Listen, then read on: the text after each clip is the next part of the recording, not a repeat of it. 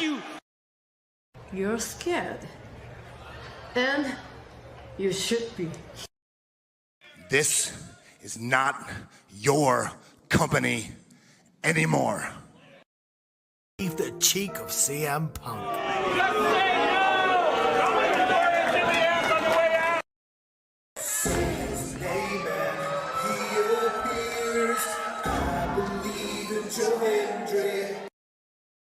Out! Combo move! This is what they've been doing! Hey, McAfee! Everyone shut the up and sit down! We got a mom in the front row who taught her daughter how to suck dick! I'm Mina Shirakawa. I used to be a model. I want to put on a big show. And that's the bottom line, because Stone Cold said so.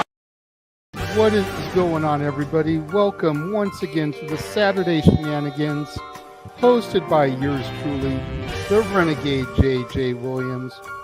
Hi guys. Hi guys. CM Punk drama bullshit to the side. I still consider Hangman the worst AEW champion they've had. First of all, we're going to bring in Walter Cruz. I said that as a joke when what's his name did his promo Monday. He said, "I'm from a prestige university." I said he majored in Steiner, man. We've got the Heb man, James Hebert, in the house. I do really cool and dumb things. Mutants. Right. A lot of shit going on here. A lot of fucking crazy ass shit. Where is Noah JD? Well, say his name and he appears, because we believe in Noah Foster. Fuck is this intro? It is one of those things where as fans we do have these desires of what we want to see, but sometimes you can't always get what you want, and there are reasons you truly don't get what you want. I wouldn't even listen to this in Grand Theft Auto San Andreas. What the fuck is this shit? God, rap is whack. Like I said, never been a greater time to be a wrestling fan, and with more companies in a more lucrative spot, in a more comfortable business spot, in a sense of mind, it seems, than ever. Again, WWE is not the only one. It is not the end-all, be-all. So let's go back to the back of wrestling. JJ Williams to get the official word. JJ, speak. Make sure you tune in every week, because you never know who's going to drop in to join the Shenanigans. Catboy is in the house. Hello, my internet family. I say if you want to make them as evil as possible, make them really mad. We have Mansfield joining the party now. What is going on, Josh? Like I told no one when we were in Cleveland, him joining Chase U was just an unfortunate side effect of my shenanigans towards you, JJ. I know how it can get better, Noah. The panel chooses you. Shut the fuck up, Josh. He said that so like. We got the intro back. Yeah, I was gonna It's say. just like how you and I had lunch together the other week. That was different. Ladies and gentlemen, the King is here. Say his name and he appears. We believe in King A-Train. There are so many believers in Joe Hendry. The only person on this panel that doesn't believe in Joe Hendry is King A-Train.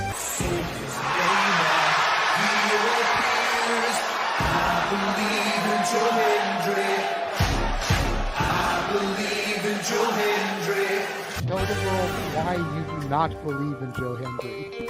The reason I do not believe Joe Hendry is he is Fandango 2.0 in a entrance merchant. I rest my case, Your Honor. Hey! There's nothing wrong with being an entrance merchant. He has some of the best entrances of all time.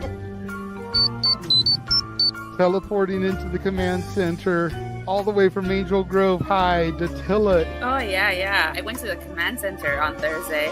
I went to Vasquez Rocks, which is where they filmed a lot of episodes. Somebody actually climbed to the very top of those rocks. I made it halfway. I was like, I'm not going up there. Definitely Toni Storm versus Mariah May. That's the one match I probably am looking forward to the most. I really like the story. I'm familiar with all about Eve, so if it plays out that way, I kind of know how this is gonna go. Say goodnight, Datilla. Good night. James, you did say his name. So he shall appear, ladies and gentlemen, first time on the Shenanigans. Jeff Meacham is in the motherfucking house. Ah! All right, we're coming in hard with the botch. All right, fucking hell. It's good to be back. It's good to have an opportunity to talk to the crowd on a Saturday. If you want to have yourself stomach through it, you can go back and watch when the Main Event Mafia took over Impact. That's what James was talking about. So if everybody just joined us, we're talking about people sedating people, attempted murder, boys, and tips. Welcome to Saturday Shenanigans, everybody. Aren't you glad I'm back? Welcome back, Jeff. Cool. Good evening, everybody, and welcome back once again to the weekly conversation of Weekend Wrestling Madness. That is the Saturday Shenanigans. I am your host for now, but I will not be alone, I assure you, as I am right now subbing in for regular wrestling JJ Williams, but it is I, once again, the Simple Man Noah Foster. Good to see you all once again this fine Saturday Eve. Safet, Nicholas Ferrante, Walter Cruz, Wayne Atkinson. Good to see you all as always. Of course, we always are doing so much here at Simba Studios. I will be leaving prematurely to, of course, cover the G1 Climax with our Canadian Fanatics. But before we get there, we still have a lot to talk about. So let's go ahead and bring the panel in. First and foremost, he is Mr. Reliable, the most reliable friend, asset, cohort, commentary analyst, and UFC expert to the Simba Reliable Studios. And right now he's in his world. So don't be surprised if he screams at times. I'm, of course, talking about Mr. Reliable himself, the Rage of Wrestling, Walter Cruz. Walter, how are you this Saturday evening? Doing fine. Well, trying to catch up on. Yes, I'm watching UFC. Looks like Michael Venom Page just won. One of my favorite fighters. But yeah, Duplessis and Shemaev, middleweight title tonight. So watching that, but got some things to do. So I'm taking off early. Please, people. Please, no Triple X Mania spoilers because we are covering it tomorrow on delay. Exactly. We do not need the spoilers. Thanks. Yep, and if you get spoiled, you will get banned indefinitely by somebody else with more production role than I assure you. It's as simple as that. And speaking of which, he might do that prematurely as well. He also might botch, but he does really cool and dumb it on the internet. And we still appreciate him for it, despite the fact he is truly sometimes a freaking idiot.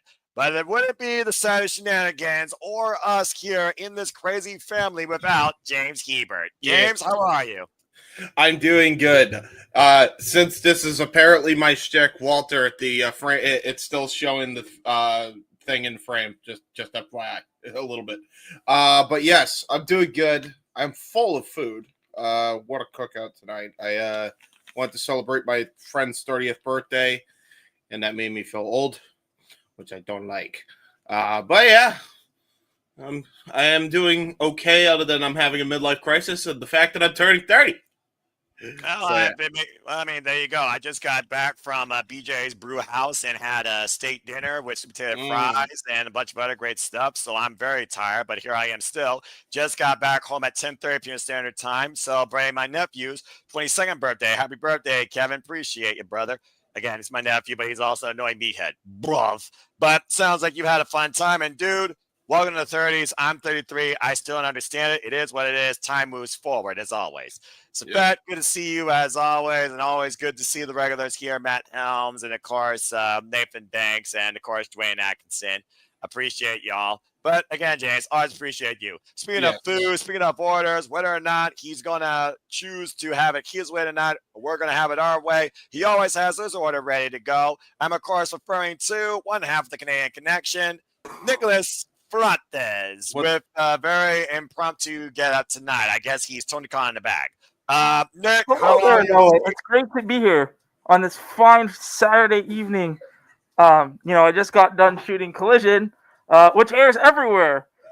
8 p.m. Eastern, 11 Central, 12 Pacific, on our great partners at TNT Max. Thank you for having me, Dude, I swear to God, every episode he just has another banger intro. And also confusing intro. He said if anybody ever PayPals me $50, you get to tell him what to wear. I mean, he wore a bra last week, ladies and gentlemen. Seriously. Now he's wearing a Tony Khan. I'm sorry, you guys are talking about my cohort, Nick. he's not here right now. He's I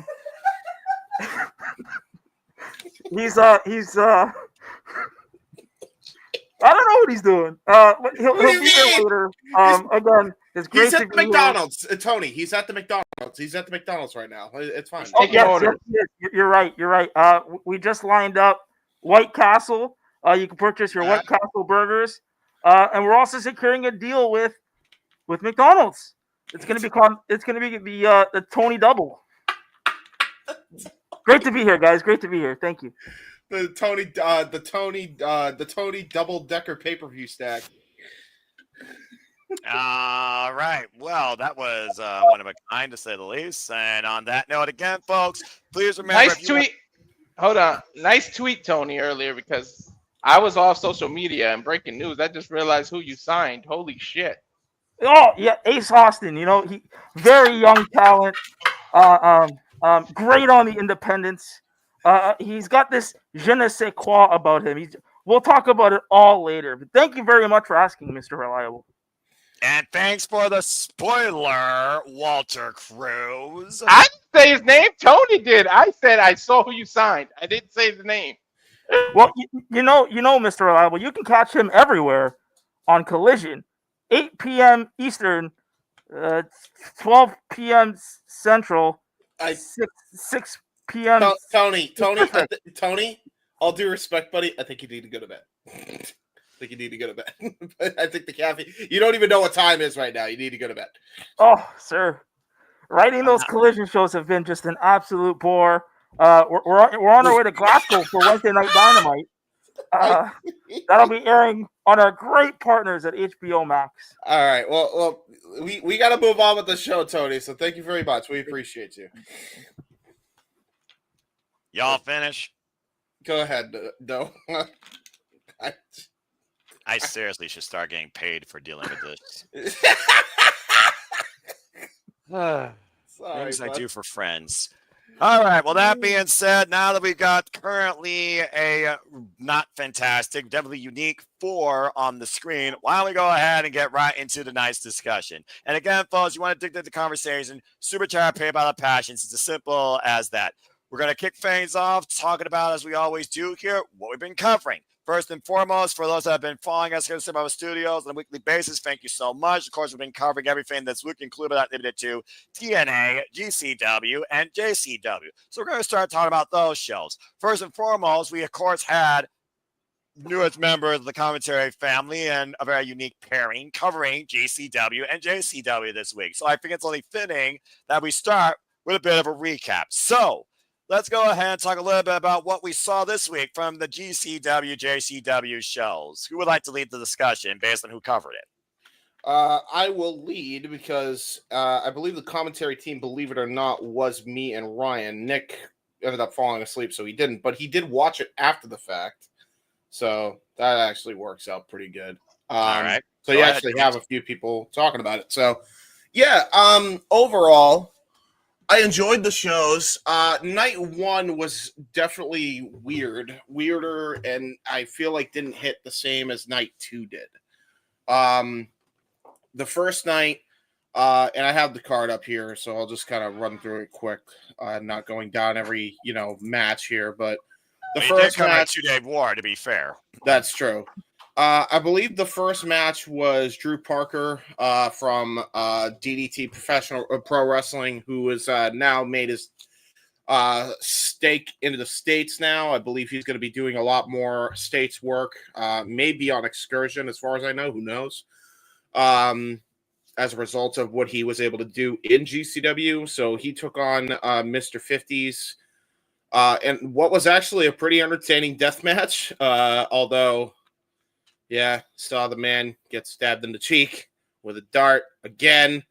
I did find out that that's actually where his legit piercing is, so that's why he's able to do it. I told you that. But it still looks gross visually. So, yeah, that was great. And then we had this is where it just goes off the rails, right? We had Vandal 48 taking on Cocaine. As in, yes, the Kane ripoff is now a full-fledged character, and yes, He has all the blow. Stephen Flo, who is basically the lead singer of Pearl Jam if he were on cocaine. Tony, don't get too excited, Tony. Calm down. And Luigi Primo, who makes the best pizza. That was the team taking on Vandal 48. Suffice to say, as entertaining as Flo Kane was and Luigi Primo was, Vandal 48 got this one. And to be fair as well, I believe Drew Parker also got the win for the GCW side as well.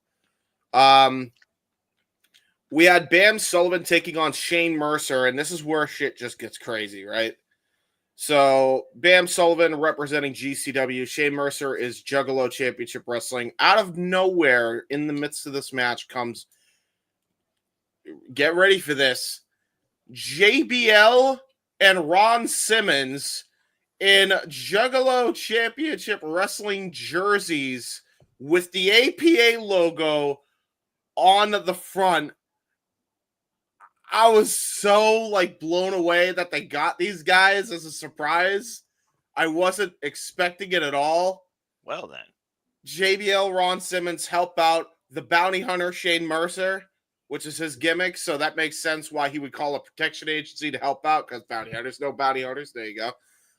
And he won with Moonsault and Battery. I got to finally call a Moonsault and Battery from the innovator of it. That was really cool. He won it for JCW. We got some more crazy shenanigans, right? Then we had Dr. Redacted versus Mosh Pit Mike in a death match. Another entertaining death match. However, I believe Mosh Pit Mike was Dr. Mike Yankum DDS, because he's the man of 1,000 gimmicks, I suppose. No, he didn't fight Dr. Redacted. He fought somebody else, but it was supposed to be Dr. Redacted. I forget who he fought. Anyway, he didn't win. There was that. Then we had the Great Sasuke, Too Cold Scorpio, and Masha Slamovich taking on Alex Crowley, JP Grayson of the Backseat Boys, and Matt Kross. What a fucking random six-man team. Entertaining, but random nonetheless. And then we had a championship versus championship match. It was 2 titles on the line. Juggalo Championship Wrestling Tag titles versus the Game Changer Wrestling Tag Team Champions. Both titles on the line. And YDNP came away with the win against the Brothers of Funstruction. And I will say, as entertaining as the Brothers of Funstruction are, I feel like the Brothers of Funstruction, they rely too much on literal Gaga. And I know they're clowns, but come on, right? So, gotta drag the match a bit. So Game Changer Wrestling won 4-3 that night. Then on night 2, we had a fatal 4-way for the women's championship. Alex Crawford again taking on Priscilla Kelly for Game Changer Wrestling, Haley J for Juggalo Championship Wrestling, and Brooke Havoc for Game Changer Wrestling. Very fun. However, Alex Crawford actually retained her title. Effie fought Willie Mack for the GCW Championship. And Effie retains here because of some random-ass weirdo from, I forget, his Fat Fuck something. I kid you not. This was his name. Fat Fuck something. I don't remember the full name. He did what he did. And cost Willie Mack the match, which pissed me off, which, you'll see how this goes in the rest of the night. But yeah, interesting match. They were just cooking, and then it got cut off way too quick, in my opinion. Is it Fat Fuck Barrel Boy? Is it Fat Fuck Barrel Boy? Fat Fuck Barrel Boy, thank you. That's the name. That's the name. Continue, James. Yes, and don't be a dickhead. Yes, thank you. So yeah, ridiculous, right? Then we had the Outbreak, who are zombie characters. I forget their names of the zombies, so I'm just going to call them Zombie 1 and Zombie 2. and they took on the Spider Nate Webb and PCO.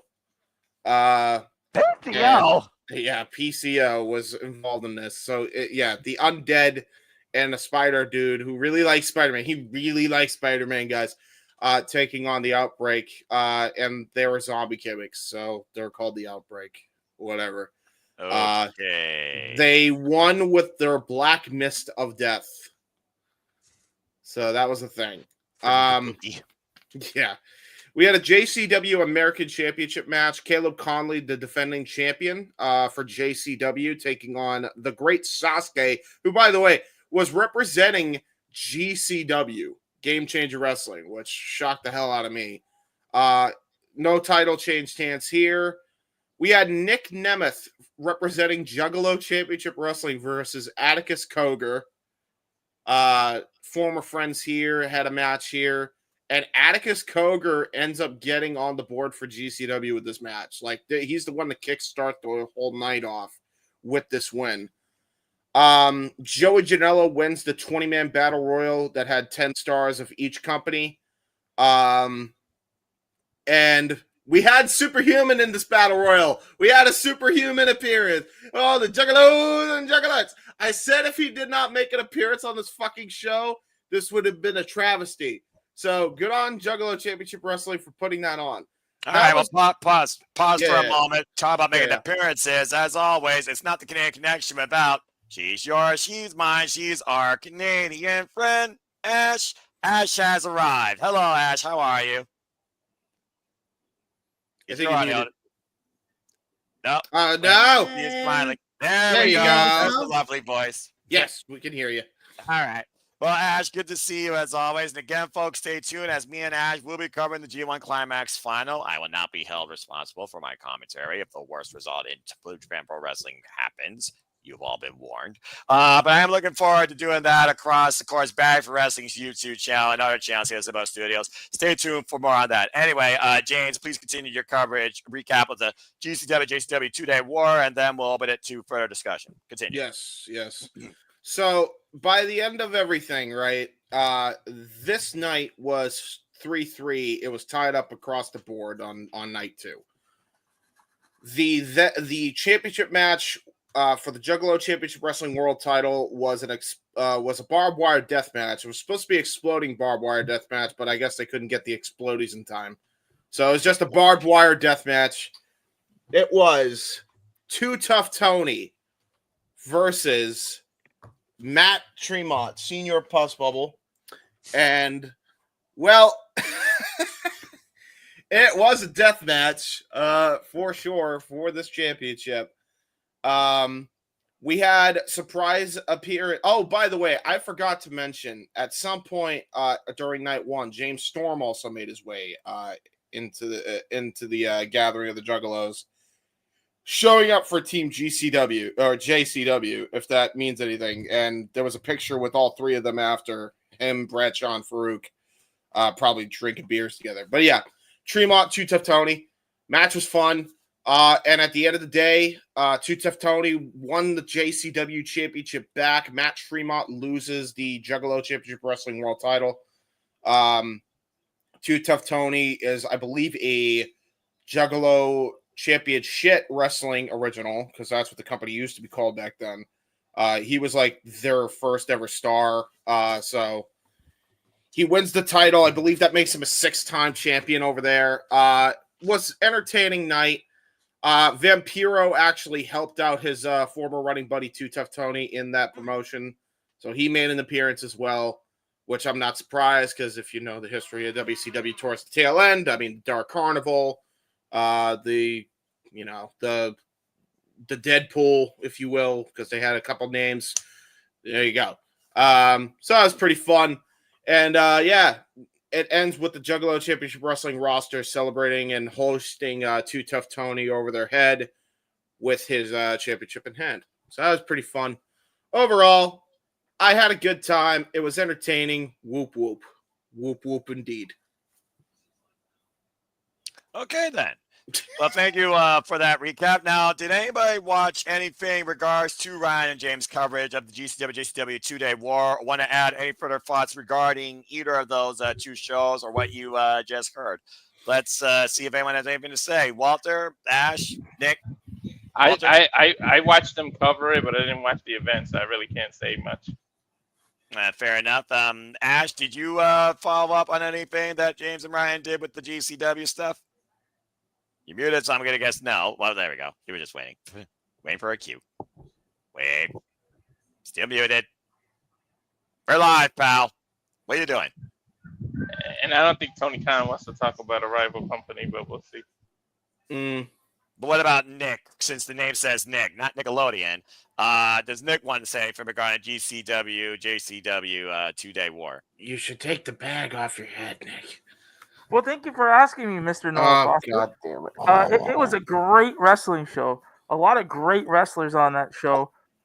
Unfortunately, my money ran out for the week, so I couldn't put any $100,000 matches on. A lot of people in that company have creative control, so a lot of those matches you saw were very booked by the talent. I was very fond of YDMC, and I booked Mr. Jordan Oliver, for Ring of Honor. If you want to know, his uncle, Crazy Steve-O Jim, I actually went to his first show back in 1986. Such a great, hard-hitting affair. But overall, the show was very good. Thank you for asking me, Mr. Noah. Great question. And that being said, again, Brooke Havoc, I've been following her work since leaving, of course, Nightmare Factory, getting injured, going on Independence, wrestling out Pro Wrestling Noah with the women's division there. So it's good to see her name pop up again. I always wish her the best, but it sounds like there was some good stuff. Definitely this Matt Fremont guy, Atticus Kruger, Young, Dumb, and Bro. You guys talk about GCW so much. Definitely the names to look out for. But overall, it sounds like you had a fun time. APA showing up, though. That was not on my bucket list. But GCW, I guess anything can happen. And if you need protection, you go to the people that as long as you got money and beer, they're willing to do the job for you. Damn. All right. Well, fair enough. I think that's all I got to say regarding GCW versus JCW. Ash, was there anything that you wanted to say? I know you were trying to mute earlier, but you weren't able to. Please go ahead and try and speak now if you want to add anything to the conversation. Let's see first you get your mic in order. There we go. Sorry, I was just about to mention in the private chat, but it's all hooked up now in regards to like internet connections, but we're all good. Okay. Yay! Want to make sure Also, we love your speaking of voice the and we love your ROH opinion show, always. I am Yes. so happy ROH is starting to be on YouTube because I ain't paying $10 for that shit. As much as I like Ring of Honor and what do we? Well, you know, Miss Ash. Listen. You know, Miss Ash. A lot of the networks. I was trying to get a TV deal for Ring of Honor. So you know what? I just thought we'd put it on YouTube for all you lovely fans out there. Thank you. God damn it! When is Nick gonna come back, Tony? Stop interrupting Ash. I would be a frequent customer if, no offense, you booked the show a bit better. Tonight's show was actually, to be fair, Thursday's show was Did you actually just really good. actually me? Yeah, Just I saw this week's show. Fair enough. This week's show was actually pretty damn good. It was loaded with some pretty damn good matches, and it actually showcased a lot of other independent talent this week. And it wasn't like all jobber matches. So I give credit to Mr. Tony Khan for that because that's a step in the right direction. I do have so it. that's good. Okay. Yeah, I do have it saved on my watch later, so I will watch the show later. Now- There's another question. Yeah. Well, before you ask another question, I as much as we love having you, Tony, when is Nick coming back? After the first commercial break, or I'm leaving because I've had enough of this madhouse already. Y'all are really pushing it with me. Anyway, Ash, continue. You were about to say something. Don't forget who's in charge here tonight. Ash, you were trying to say something? Yeah, I was about to say I have the show saved on my watch later, but when will I get around to doing so? That's a different story. That's fair. Okay, then. Well, that being said, as we move away from GCW, JCW to another form of professional wrestling, not AEW yet, Nick Khan, Tony Khan, insert Khan name here. Me and Walter are going to talk about what we covered last night with TNA Emergence, as Walter covers UFC, which is already showing a better mood than he was last night by the end of it. It felt mid by the end of it, but in all honesty, it was still all right. Start off with the countdown. We had Rosemary versus Indy Hartwell, based on being missed on Thursday. Rosemary, former TNA Knockouts World Champion, of course, calls herself now the Gatekeeper. As Walter just saw something great on UFC, unless he's applauding Indy Hartwell. But anyway, No, I'm applauding the intelligence of that match. Like what you're going to talk about it, but what happened in the match? That was some smart booking. Yeah, about to say, you and I could double team this if you want each another match, because you were very, very impressed with the way it was booked in the end, with Denny Luna coming in as a missed intervention. Yeah, I mean, it's smart. Draw Rosemary's attention. As soon as she turns around, she just blew the mist out, and then she missed, which gave Indy the opening she needed. Hurts doing it, and Indy Hartwell won, clean as a whistle, middle of the ring, pin a former TNA Knockouts World Champion again. And following that, we move on to the home. The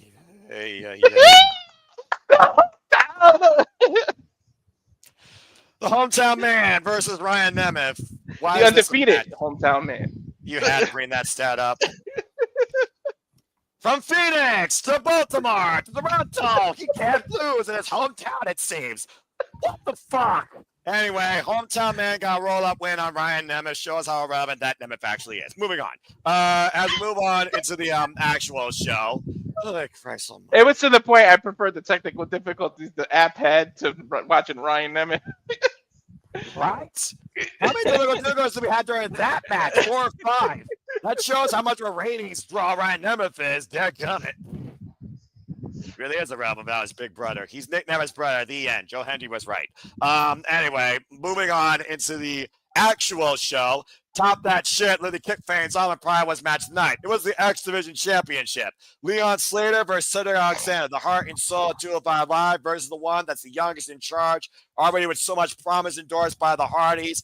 Leon Slater, Cedric Alexander, they went to work here in this match. Leon Slater trying to tie up the hamstring of Cedric, while Cedric constantly focused attack on Leon's back, obviously setting up for the lumbar check. Eventually, Leon went for broke with not the Swanton 450, but the 450 8 knees. Cedric went for high risk and 8 knees as well. Both these men were tit for tat, move for move, risk for risk.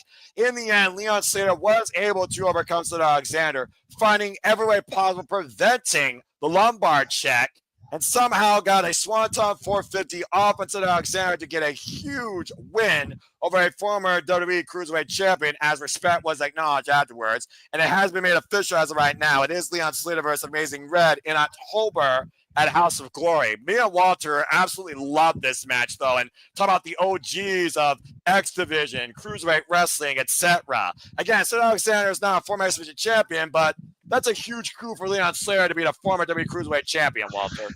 Word of the day was strategy. These two both went into it cerebral. One went to work on the hamstring, the other wanted to work on the back, just to influence what their finishers impact. And then it was no pun intended because TNA, but like it was seriously back and forth. The reversals in this match, like you guys got to check it out. The kind of stuff that Leon reversed, and Cedric for that matter, was freaking amazing. These two really showcase what TNA wrestling is and what that X division is.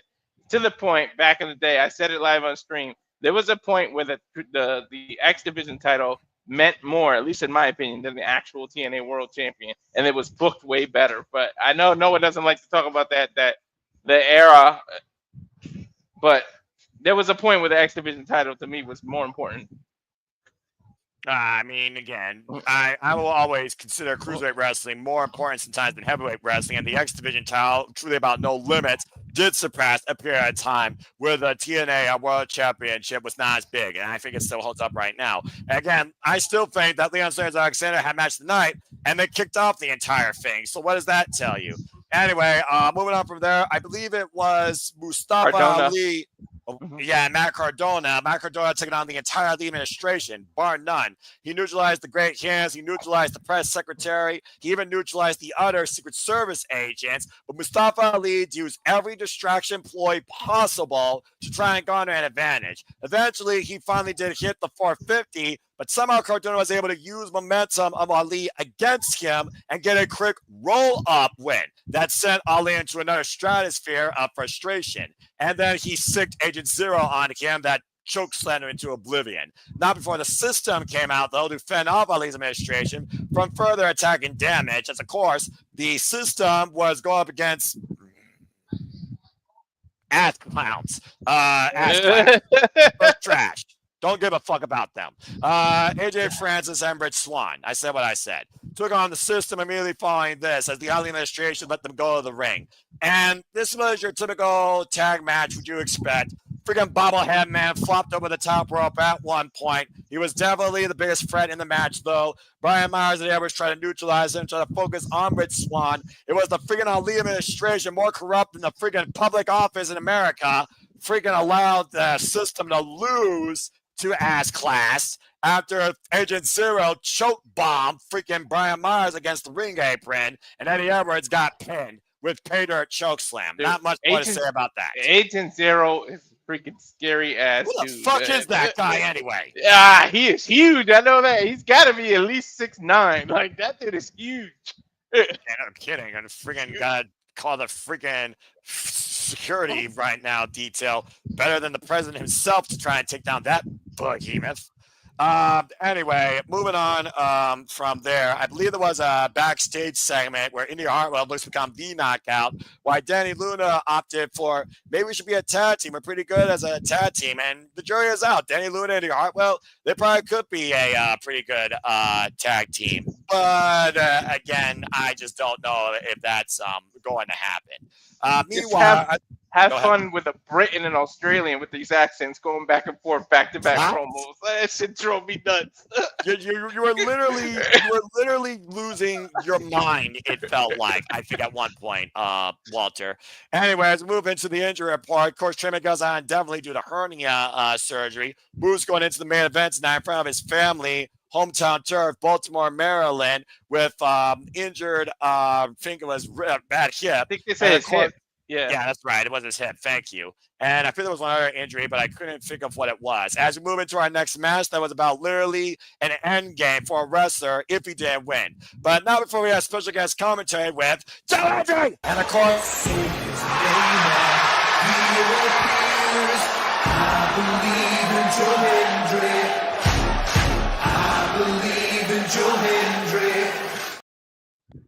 damn it.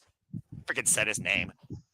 Anyway, Joe Hendry joined special guest commentary for this next match with Mike Satana and Simi Callahan. Simi Callahan, who literally says, if I lose, I will retire from professional wrestling. Can I be the death machine one last time? So much so, he turned this match into a fight, a Baltimore street fight.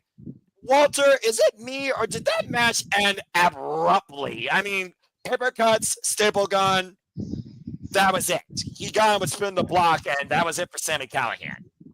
Yeah, almost like he had an injury or something. He couldn't go too long, so they just booked it to make it look like it was the death match that devastated. I mean, look, the toll on his body. He carried TNA for a while. Like I get what happened, but it was kind of a short match. But I mean, as short as it was, it had some moments. I mean, those paper cuts made me jump. Like, I hate getting paper cuts. And then he did it in between the knuckles and the other one with the lip, I believe he did. But, Mike Santana won that, and then we moved on to what I think was the moment of the night. So you can talk about.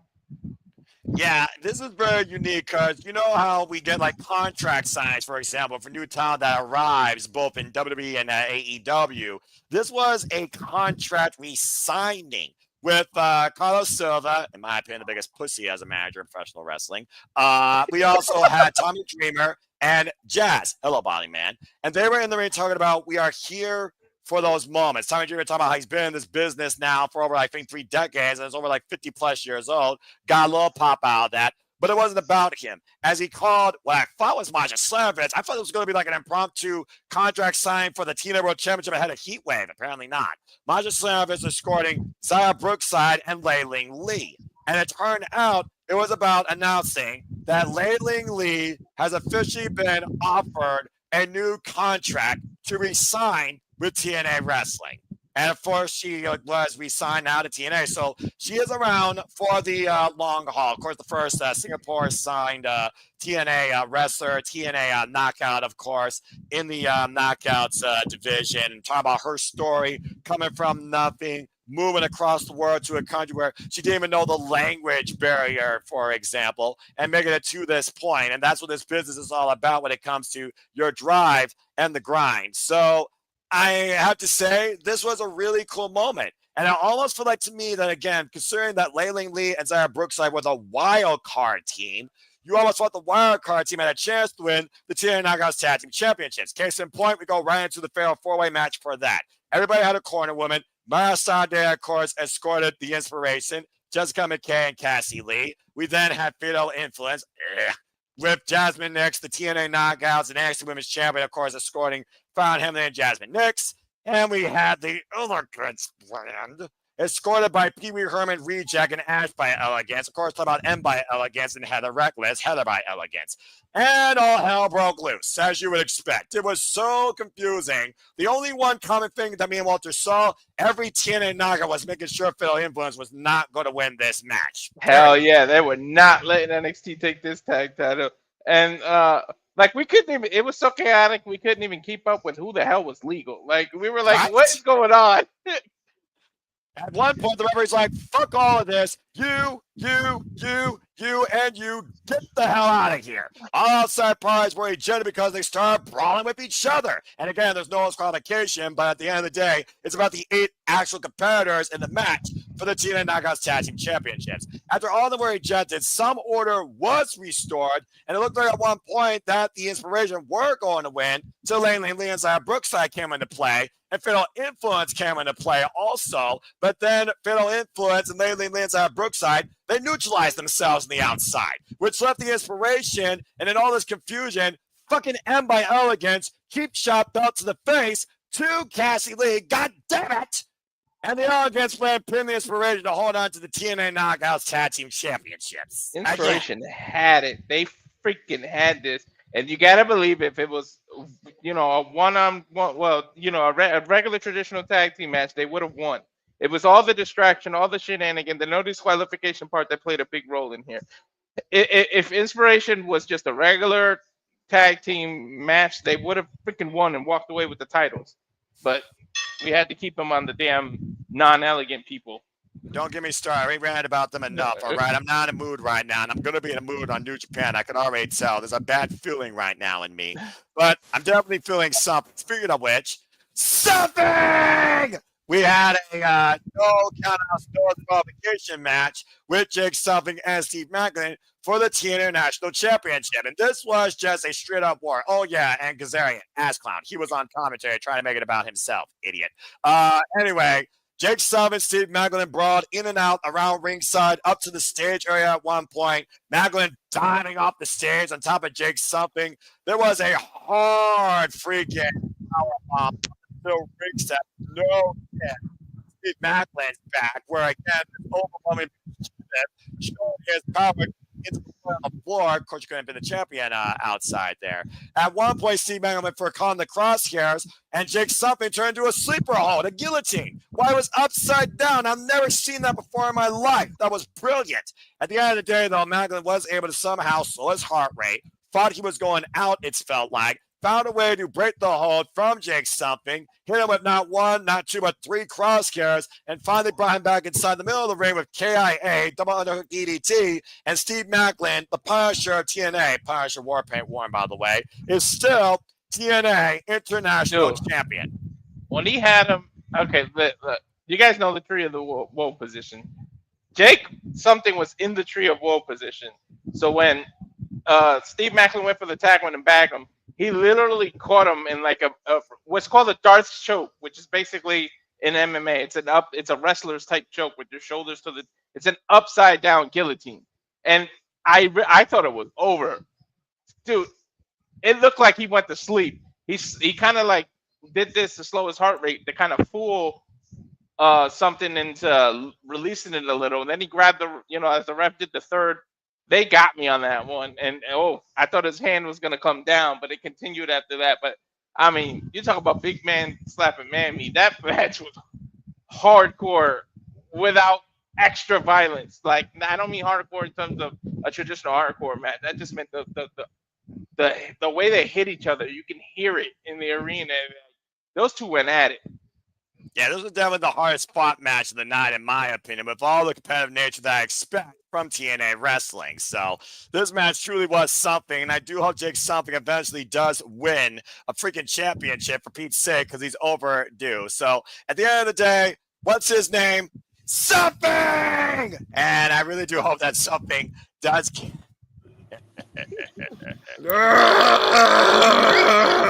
Macklin's run as champion because, goddamn. I honestly need Macklin to step up to the next level, get that TNA championship, and I really think Jake needs the title that Macklin has now and make that into something. Because I feel like this title needs to be for the heavyweights what the IC title is in WWE, like workhorse, what it's supposed to be. Or at least what it was in the 90s, the workhorse title that gets you to step up to the next title. That's what I feel like this title is going to be. Well, so far, Macklin is holding it down, or should I say, hold the line as a TNA real champion alongside Leon Slater and the Hardys when it comes to what it means to represent TNA wrestling to the strongest. So, mad respect. Over 120 days now as TNA International Champion, the inaugural TNA International Champion. Between this and the X Division, these two are tied for my favorite match of the night. As we moved into our semi-main event, speaking of the Hardys, it was the Hardys. It was Man Jeff Hardy versus the Rascals, Zachary Wentz and Myron Reed for the TNA World Tag Team Championships. Of course, being basically a dream match. And overall, I was kind of surprised by this because you think Hardys, right? Extreme, high risk, fast paced. It started off very slow, methodical, even, I would say, on the Hardys' behalf more than the challengers. Now, eventually, the Hardys, showing what brought them to the dance for the last 25 plus odd years, were able to isolate basically Zachary Wentz and Myron Reed at times, pull off poetry in motion, pull off all the hits, including the plot twist. Things really took a turn, though, when Zachary Wentz and Myron Reed were able to outsmart the Hardys at one point, even neutralizing Matt with a tope suicida, and Myron Reed trying to go for a hot flame, which was his undoing, after Matt calmed on the floor and hit him with a freaking twist of fate. At the end of the day, this match was very back and forth. It was dynamic. At one point, you had all four men take each other out with swanton, with a splash, with an elbow drop, with a ridiculous superplex combination. And we were wondering who was going to freaking get back in this match, what was going to be the reset. I thought for a second Zachary Wentz was going to pin Jeff Hardy and win the championships. But it was not quite meant to be. Because at the end of the day, the Hardys were able to isolate, I believe, Zachary Wentz and hit the classic Swanton Bomb, and the Hardys retain as they keep forging towards Bound for Glory against the Dudleys one last time, but they are still the TNA Tag Team Champions. But this was quite a unique match, to say the least. I thought it was very even in both the mental dynamic and the physical dynamic, and it wasn't quite extreme, and it kind of didn't need to be for what these teams were trying to do. It didn't need to be. They need to save all that extremists to go against the Dudleys one more time. But I did like that moment where they reversed the poetry of motion. That was nice. There was some good double team moves in here. And what's his name? Myron Reed? Is that his name? The moves he did were ridiculous. He just got too overzealous, and Matt just stopped him right in his tracks. But had he hit that, we might have been very well looking at new champ. Yeah, when you caught that flame on and literally turned it into a twist of fate, it was game over for the Rascals at that point as Myron Reed was dropped like a bad habit. Still, though, great match, and I know Trey Miguel is proud for 419 represent. And that leads us into our main event with Moose taking on Trick Williams for the TNA World Championship.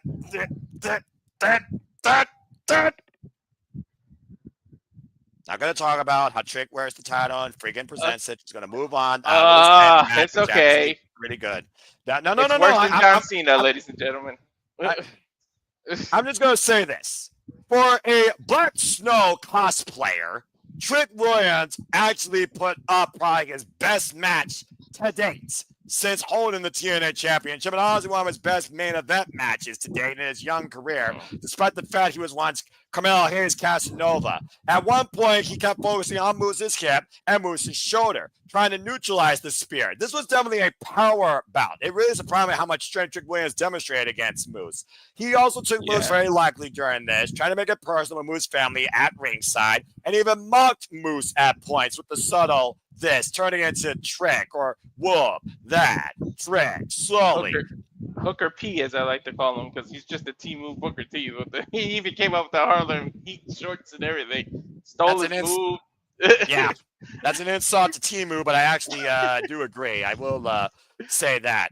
But anyway, at one point, though, there was a critical moment where on the floor, Moose was aligning up Trick Williams for a spear, and he back by dropped him awkwardly on his side through a table. The table explodes in half. As he brings Moose to the ring and hit him with a trick shot, Moose kicked out. This was also after the referee avoided a bump from both Moose and Trick, but still got knocked down thanks to Trick's trick shot against Moose that knocked the referee out altogether. And all hell broke loose. If the referee was still up at this time when Moose finally hit the damn spear, the TNA World Championship would have returned home to TNA in that damn moment, I assure you. It was over too, but luckily, Moose didn't do the stupid spot everybody does where they cover knowing there's no referee. He covered and got right up. Like he knew the referee wasn't, so he went to go turn his attention to the ref, and Trick just got him with that trick set to the side of the head, I believe, was the first one. Yeah, or no, the shoulder. The shoulder, yeah. And then another trick shot right to Moose's temple. After two more trick shots, Trick Williams retained the TNA World Championship. As much as we hate to admit it, he did it fair and square, no interference on his own, no backing up. The ref might have been knocked out, and a couple of things happened, but he actually did it on his own. Yeah, I'll give the devil credit where credit's due, even though he's still an ass clown. He still is TNA World Champion, and he actually did win it on his own, fair and square, despite the ref bump, which is just sometimes this ref suck casualty. And that was TNA Emergence as we go off the air, except for as we have the thanks for watching TNA Plus. We literally heard post. Santino Morales says, "Congratulations, Tricky Williams, on retaining the TNA World Championship.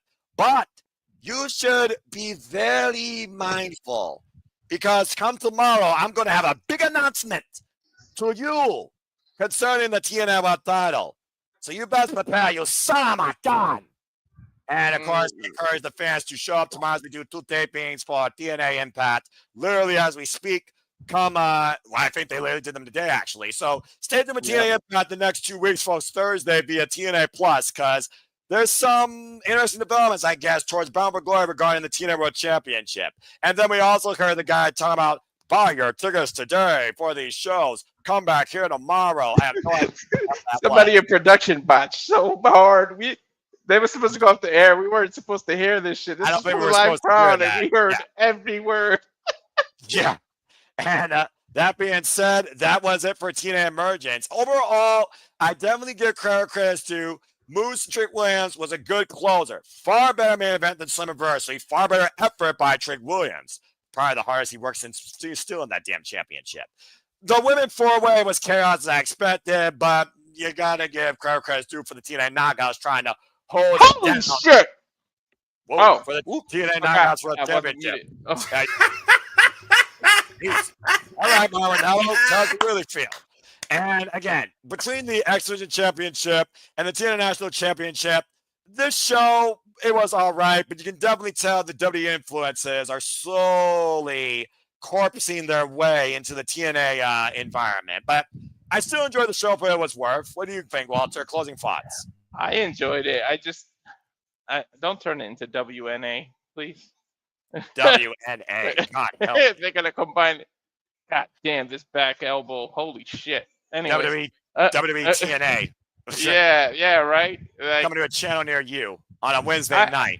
as a fan, and because of the ESPN deal and all that, I don't want to go through TNA because TNA comes to Cali every now and then. I want to go to shows. I don't want them jacking up prices like that. But that's what I'm afraid of. That's the downside of the relationship. Yeah, they get more exposure, especially if they clock a TV deal. I'm like really afraid. Then now we're gonna have to pay another streaming, or hopefully they put it on something that we already have. But if not, it's gonna jack up all the prices and everything. So I'm a little worried for that. But I don't want to see all the disqualification, interference, the chaos in every match. The way WWE ends all their matches, I don't want to start seeing that all over TNA. No, there's a reason why TNA, as Gail Kim said, had its own heart and spirit that made it thrive and stay alive for as long as it has. And whether or not it still holds that spirit or that spirit gets corrupted by greed thanks to corporate shills, that remains to be seen. But that very well could be the future of TNA wrestling as we know it, or as we lose it. That being said, that was TNA Emergence. And overall, I thought it was a good show. Did anyone here catch any highlights of Emergence at all, or have any thoughts they want to share regarding what we talked about with TNA Emergence or this NXT-TNA takeover relationship, or anything they want to add? James, I'll start with you. Look, I'm glad TNA is doing their thing. I've really kind of checked out with TNA, considering it is all but inevitable that they're just going to be bought out by WWE because Anthem fucking stifled their growth. So fuck them for that. It is what it is. Like I'm glad they're doing good shows. I'm sure the wrestling was great. I don't care, and there's a reason I'll kind of get to that in a minute, because, you know, sometimes you just gotta kind of call things how you see it. Actually, I don't even know if I'll get another opportunity, so I'll just say it here quickly. The fact that they're eventually going to be bought out and they're going to be put against Wednesday's offering on TBS. Fuck you, stop making me choose. That's it. Oh, that's it. It's that fucking simple. Rumors are rumors. Let's not get there. That's why we didn't make it a topic, because we don't know if it's true or not. Highly likely in this case, in all likelihood. But yes, rumors nonetheless. Quote unquote, Aaron Riff say yeah to no DQ. Ash, anything you want to add regarding TNA Emergence and what we highlighted and what NXT is currently doing with it? Sounds like it missed a good show. I'm just going to leave it at that, because if I speak any further, I'm going to say something very unpleasant, and I'm not going to say anything because I don't want to accidentally start drama. Stop it! Listen, Ash, I have my things on it. If you enjoyed the show, you can be outright. Just say it. You're fine. Ash, we talked about this. You are sent here to express yourself. Please speak your thoughts. Express yourself. Yeah, you're fine. Listen. Okay, I understand your concerns about TNA being bought out. Yeah. But we'll get to that point when it gets there. Yeah. Sure. You know, maybe it isn't. Am I being hopefully optimistic about it? Perhaps. If I'm proving wrong, you have the right to call me a fucking dumbass. I'm just hoping that they help them get a TV deal and it's not bought out. That's all I hope. That's what I'm thinking too. And can we have TNA on Thursdays instead of Wednesdays, please? Because TNA's always been Thursday. Yeah, you're right. You're right. I agree with that. I agree with that. Because when I first started watching TNA back in 2010, it was on Thursdays, and my God, I loved watching it with my mom. Can we also just outright say this too, Ash? Like for the record, for you being hopefully optimistic, that does not make you an effing dumbass. So I'm never going to call you that. And, you know, I'm not like certain people in the wrestling community for actually being hopeful. Mm-hmm. All right, well, that's not here nor there. That being said, Ash, did you check any highlights of Emergence, like on their TNA Wrestling YouTube channel? Did you look at anything on the X or watch any of our coverage at all? And based on the results that you heard, what do you think as far as the matches go in the TNA Real Champions? Steve Maclin, the Hardys, Leon Slater, still holding it down. The Elegance brand still holding the Knockouts titles. I got to start watching Macklin's title run from the beginning because I like that dude. Macklin's still the highlight of TNA, regardless. I like that man. Yeah. And Mike Santana, of course, would become the standard, the face of TNA, the TNA World Champion. I think really the company has put a lot of investment and trust in him and his journey as well. And I think the people are behind it too. And Sammy Callahan. Also, I got to add Hardys versus Rascals on the list of tag matches to watch. There you go. And also, let's keep in mind, thank you, Sammy. Sammy Callahan's officially retired from professional wrestling. Yeah, I did see that. I'll comment on that. Man, you could tell there is so much emotion in his face when he goes and pulls his boot off. And I will note this: the fact that Santana and him got to share that moment together in the ring before he eventually hangs it up. I thought that was a nice touch. If you remember how Sammy Callahan came back to the Indies, it was literally leading Ohio versus everything in a feud with LAX, which at that time consisted of Homicide, Ortiz, and Santana. So I'm just saying, like, that's pretty cool to me that they kind of bookend that part of Sammy's run like that. So to think these two, as far as TNA goes, they've been linked since 2017, to your point, in that feud, but they've known each other for 15 years, and they never had a one-on-one match before that night at Emergence. Yep. Yeah, I can't believe 15 years and they never crossed paths. That's crazy. Right? Yeah, man. That's so crazy. So, yeah, Nick, man. It was really cool. Yeah, about to say. Nick, anything you want to add regarding Emergence or Sammy Callahan's career? Sorry, sir. I pressed the wrong button. I'm so sorry. I heard it was a great show.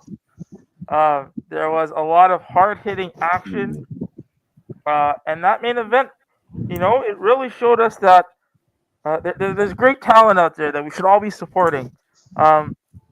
If they do move TNA to Wednesdays, I'd be more than happy to welcome them on the show. Them going up against Dynamite. But we talk about that later. Okay, very subtle. Well, bottom line is this. Thank you, Sammy Callahan. And if you all go out your way to watch anything from Emergence, X Division title, International Championship, main event, I'll even get the 4-way knockouts credit, despite the fact it turned from 8 in the beginning to fucking 12. But it is what it is. And a Pee Wee Herman reject. All right. Well, that was TNA Emergence. That was GCW and JCW. Again, James, thank you and Ryan for your work on that and your coverage on that.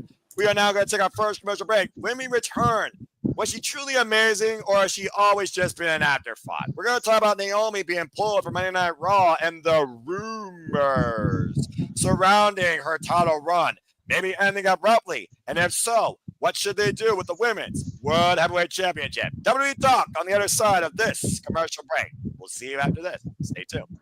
And now for a taste of things to come.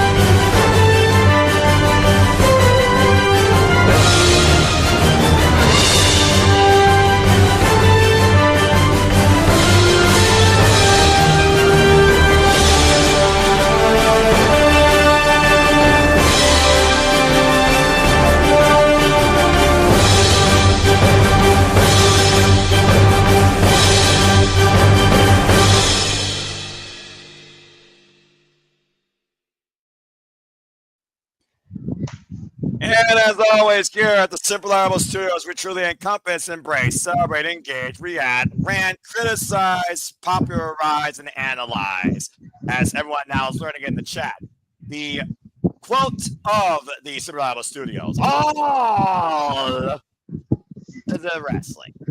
All right, and welcome back once again here to the Saturday Shenanigans. Impromptu host Noah Foster here. I got Walter Cruz, James Hebert, Nick Ferrantes, and our Canadian friend Ash, of course known as the Canadian Connection. Speaking of wrestling and speaking of the Canadian Connection, we're going to get batty for wrestling. Dickhead, stay tuned for me and Ash to cover the G1 Climax final at the top of the 2 a.m. Eastern Standard Time hour, where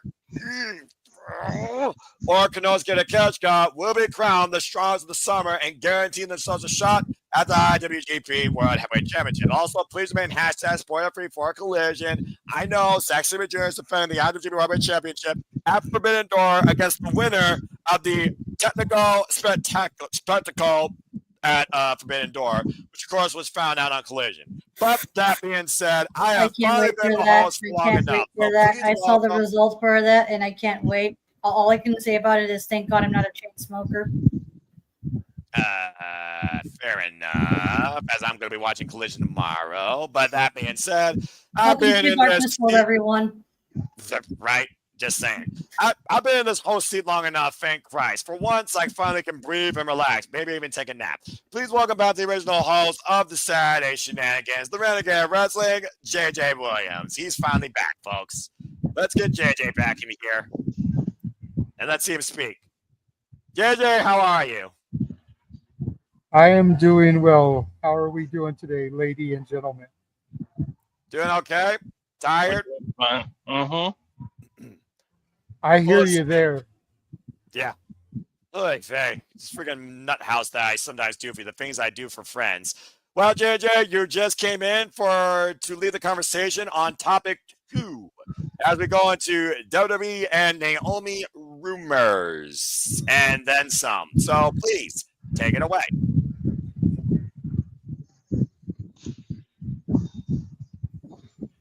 You're muted.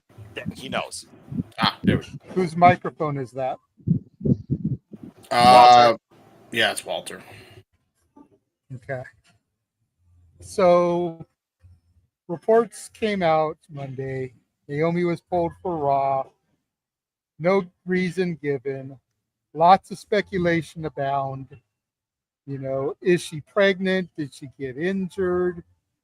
You know, they announced a special episode of What's Your Story with Stephanie McMahon with her and Big Jim. Everyone was expecting it to be announced there. I know Walter and I both sat through the 2-hour episode for nothing. So the question here that I want to get to, let's leave the rumors out of it because we don't know what the true story is. But what do we see happening to the championship if she does have to be out for an extended period of time, like they are saying that she will? Because even though we don't know what is going on, officials are saying that she will be out of action for a while. So do we make the match at Clash in Paris, Io versus Stephanie for the title? You know, do we throw Rhea in there and do a triple threat? Does that screw Stephanie? I already see Noah smacking his head like, God damn it, there have been enough women's triple threats this year. But let's not act like every one of them hasn't been a banger. So I'm going to start with the woman in the room. What would you like to see them do with Naomi's championship if she does have to be out for an extended period of time, like they are rumoring that she will? Okay. So, and does this not just absolutely suck for Naomi? She's finally getting the push she so rightfully deserves, and she's going to have to vacate the title. yeah, that's very misfortunate timing for Naomi, especially with the way she's won it and like and how she's been built up. than to winning Money in the Bank and the unexpected cash in at Evolution, which was very well done, by the way. Accurate. What I would like to see is if Naomi does have to vacate it, have a number one contenders match, and those two, the winner of that match, faces Stephanie Vaquer at Clash in the Castle, because Stephanie Vaquer earned her number one contenders. It's only fair the other girls have to do so as well. Well, the argument could be made that since Io was the champion when Naomi cashed in, Io should get a rightful rematch for the title, hence Io versus Stephanie. I wouldn't mind saying that either. Or we can have like a number one contenders match for another person and make it a triple threat. I like triple threats. Give me all the triple threats. I do too for the most part, but I think I can side with Noah here. We've had enough triple threats this year. We really have. I see where you guys are coming from. I'm just a I mean, WrestleMania alone, we had 2 of them. True. But they all delivered, did they not? Yeah. They did. They did. But eventually, you're going to get that dead if you keep pushing it. Fair enough. I mean, you don't want to be milking it too much because look what they did with the Hell in the Cell matches.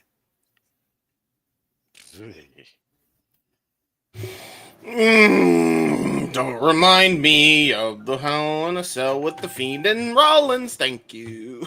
I wasn't trying to. That's your problem. No, not I know. mine. Yeah, Jake, That is that's mine. your problem. Damn it. That's fair. Idiot. That is. We're just going to keep going on the bottom row here. The Canadian King of Food. What are we eating tonight, Nick? Hey guys, how are you? Hi, Nick. Oh my god. I hope you guys loved my very special guest. I know it was impromptu and you guys didn't know, but I'm glad you really got to see him.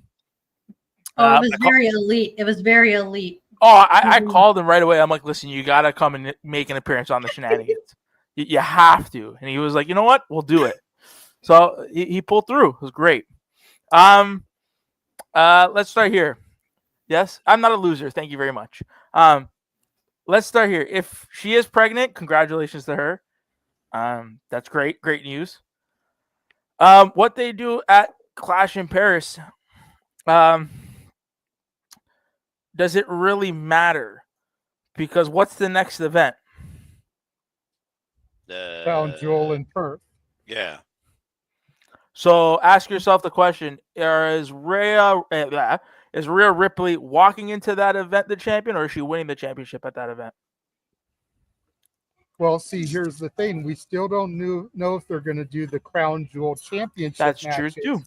which is champion versus champion, which would be Tiffany versus whoever wins the title in Naomi's absence. It's true. The best case scenario would be Rhea challenges for the title on Raw in Perth and wins it. But would they want to do another title move on Raw, and would they want to hot potato the title? I think initially the plan may have been Rhea, Raw, and Perth, but I don't know if they're going to want to hot potato the title. No, this little wrench has been thrown into things. You know what I mean? This changed a lot. And again, it's not a bad situation if rumors are true. I don't know. Do you give Stephanie Vaquer the title that fast? Do you put it back on? Like, even if you put it back on Io, what's Io gonna do with it? Io versus Asuka? That's fair. What's Io gonna do that she hasn't already done? And then again, if you're putting it on Stephanie Vaquer, is it too early? I don't know. One thing I hope to God they don't do, and I know you guys are going to hate me for putting this out on the ether. What if Nikki Bella challenges for the world title and she wins it? No, Nick, that's a bad Nick. Just because she has part of your name. Yeah. Just because she has part of your name, Nick, Nikki, no. No, I know. I don't want it either. But this is the road that we face. Do you put the title on somebody established already? I mean, she's the one. She come back originally and want the another world championship run, and then they demoted her to Becky Lynch. So I mean, if anything, I'd rather see Nikki go after the IC or the US title. Yeah, it's a lot of moving parts. I know. Yeah, bad Nick. I know. I'm throwing it out in the ethers. We don't want it. Nobody wants it. But where's the Nick that was on the space with DJ yesterday, sir? I listened to that on my way to work and before I started work. That was a hell of a conversation. I just want to throw that out there. Thank you, sir. It was anybody that missed that space, go back and listen to it.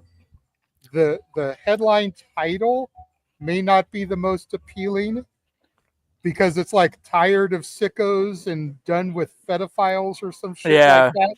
DJ, goddammit, if you're watching this. But seriously, it was a very good conversation about TNA, the network deal they're looking for, how all the parts fit. Nick was the co-host on the stream. Very, very good conversation. Don't be fooled by the title. No, it's amazing what happens when people actually take a second and to listen. Because listen, at the end of the day, we all know everybody jumps over each other on stuff like that. You've been on the space. JJ's been on there. James has been on spaces with us. Noah, you've probably seen it a couple times. All you guys have. Mm-hmm. It's amazing when people just let people get their point out rather than jumping on each other. And then I mean, yeah, y'all know that I'm a AEW fan, so I mean that was just in my wheelhouse. So I was listening into that space. It wasn't as tribalistic as the title made it out to seem. By the way, no, yeah, because again, reeling things back in. Yeah. As far as giving it to Io, what do they do? Asuka? I could see Asuka potentially costing Io the title if they run with the Io's Stephanie Vaquer thing. I mean, we're in the too business soon to put it on Stephanie. In my personal opinion, no. If you think about it, NXT wanted to put all their eggs in the basket of Julia. That experiment failed miserably. Julia was not getting over with the crowd. So they pivoted, put it on Stephanie. The Devil's Kiss plus Booker T's sound effects on it, much to Noah's chagrin. But then if you think about when Stephanie came to the main roster, even before she was officially promoted, 15,000, 20,000 were doing the Booker sound effects because she was that fucking over. Let's not forget this is the same woman who 2 years ago fought Mercedes at Forbidden Door. And a lot of people say that it was that match that got her signed to the E. Stephanie is over like fucking Rover. Sometimes you just pull the trigger. Why not pull in a la NXT Raw when Paige didn't Paige get called up the first night and she won the title the first night? You could do something like that. Again, who on the NXT roster is ready to be called up right now that you feel could be the Raw Women's Champion? Jordan.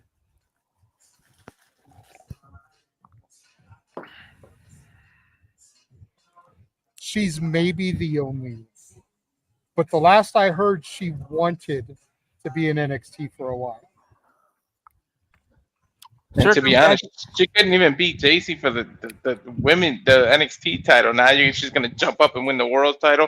What does that say about how they feel about the NXT women's title? It's like you're demeaning the NXT title now. And does Jordan? We all know Jordan is a caliber enough athlete that's worthy of it. But after challenging for the NXT Women's Championship and failing 3 or 4 times, whatever it is, so she failed at the C-level women's title, but she's good enough to get the Raw title. Exactly. We're having a feud with Nia Jax again for the SmackDown Women's title. They don't give a continuity, schmontinuity for them. Fair enough. Right? Well, but anyways, yeah. Walter, I saw your comment in the chat. Why you need to leave, good sir? I come onto the chat and you're just gonna dip on me? Fuck you, bro.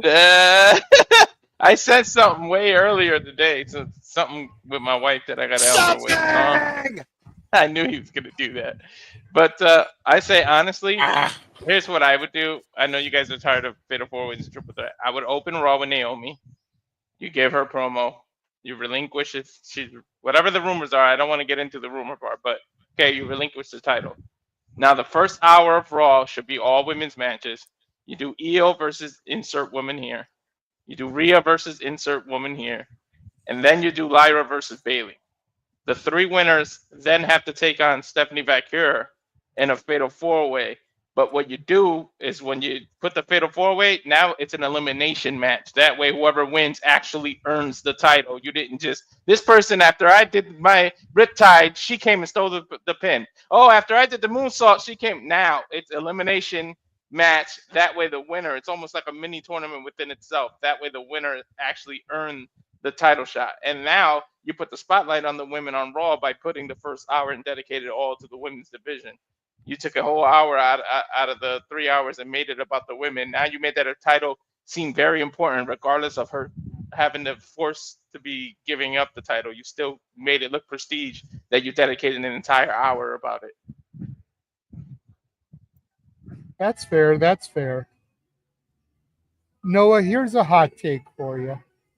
What if we pull a Russo-esque swerve here and we give the title to Roxanne Perez? Well, she's no longer who took Liv's spot in the Judgment Day. Took over Liv's tag team title. With her as Raquel's partner, they lost the tag titles. This adds fuel for when Liv comes back, for Liv to try to get revenge on Roxanne for taking over her family and get the title back. And we've seen over both of her title reigns in NXT what Roxanne can do as champ. Yeah, I suppose that's an avenue where you finally are stuck out of the Rhea Ripley, Io Sky vortex of continuality that seems like a never-ending story. I'm not singing that song again. It's one of those things, though, where that really song goes fucking hard. I don't care what anybody says. Continue, Noah. Of course you say that, you freaking surrounded by idiots. Hey, I think I was like 9 years old when that movie came out, okay? I've literally grown up with that franchise. Well, that was a decision. Anyway, it's one of those things, though, as far as to me, I don't think they give a fuck. And I don't know what they're going to do at this point. I mean, literally, the women felt like they had their own WrestleMania Evolution. Naomi doing that catch and was absolutely brilliant. But clearly it felt like it was going to devolve after the Stephanie Vaquer number one contendership. Probably get disqualified. Io and Rhea try to throw their hat back in there. I don't see them making Io and Rhea a tag team. It almost felt like to me, pull a TNA, make it a six-pack challenge, make it elimination. I think Walter's got a good idea if you're going to do a multi-person match, because God forbid you can actually do a realistic single-wise women's campaign. Then you should do a multi-women elimination type of scenario here. I mean, at the end of the day, the Raw title is surrounded by Liv Morgan, injured. Roxanne Perez, not there yet. Roxanne's been in the ring, though, with Stephanie, with Rhea, with Io. Makes sense to me. Try to get more power to Judgment Day since they lost the tag titles in their rematch. And Raquel's never going to be a singles champion again, in my opinion. So I think that Roxanne, Rhea, Stephanie, Io, Fatal 4 elimination, because you got no other stars on Monday Night Raw that you're willing to put towards the world title picture, that's probably your best pursuit. Now, what happens during that, whether Asuka or Damage Control, whatever's left of it, Kabuki Warriors, screw Io out of it. Whether Io, who keeps saying, Rhea, you'll never beat me, and Rhea does anything possible to beat Io, not even for the title, but just pin her, just to say, I fucking did it. You add that to the campaign. And then it comes down to Roxanne Perez and Stephanie Vaquer, the two that just came on the Monday Night Raw roster, came from NXT. Stephanie right now, the most popular thing over on the Raw Women's roster, Underground, and Roxanne could really be the next generation's leader. As far as Lyra, after leaving the Bayley vortex, Stay on my life. No. Keep Bailey and Lyra away from each other. And if you're not going to push Lyra towards the world title picture and she's trying to get away from Bailey, draft her to SmackDown. I'd rather see her versus Tiffany Stratton at this point. If I see Tiffany and Nia again, I'm going to rant. And I swear I'm going to freaking boycott SmackDown watch-alongs because I'm getting sick of that damn shit. But yeah, at this point, Fatal 4 Elimination, Roxanne Perez, Rhea Ripley, Stella McCurry, Io Sky, and see what stories develop out of that. I think I would go with that, honestly. I really don't know what else you can do right now with the fact that Stephanie earned the right. Rhea and Io were feuding over the title. Nothing was ever settled. And Io is owed a rematch. So what do? And Roxanne, she's going to find a way to make her part of the conversation because Roxanne's been at bat with all three of these women. Fatal 4 Elimination, in my opinion. I just don't know what else you can do at this point. They don't have a singles idea. And at this point, do we need another tournament? Do we need another one contenders match? Do we need another one contenders gauntlet? Do we need some sort of multi-match facet to reach a singular result? I don't think so.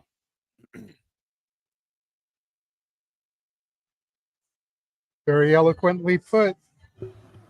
James, that brings us back to you, sir. And before I let you let loose, I want to say that in addition to the space that Nick co-hosted, I listened to your lovely interview with Zenta. Yes. From yesterday. Very well done, good sir.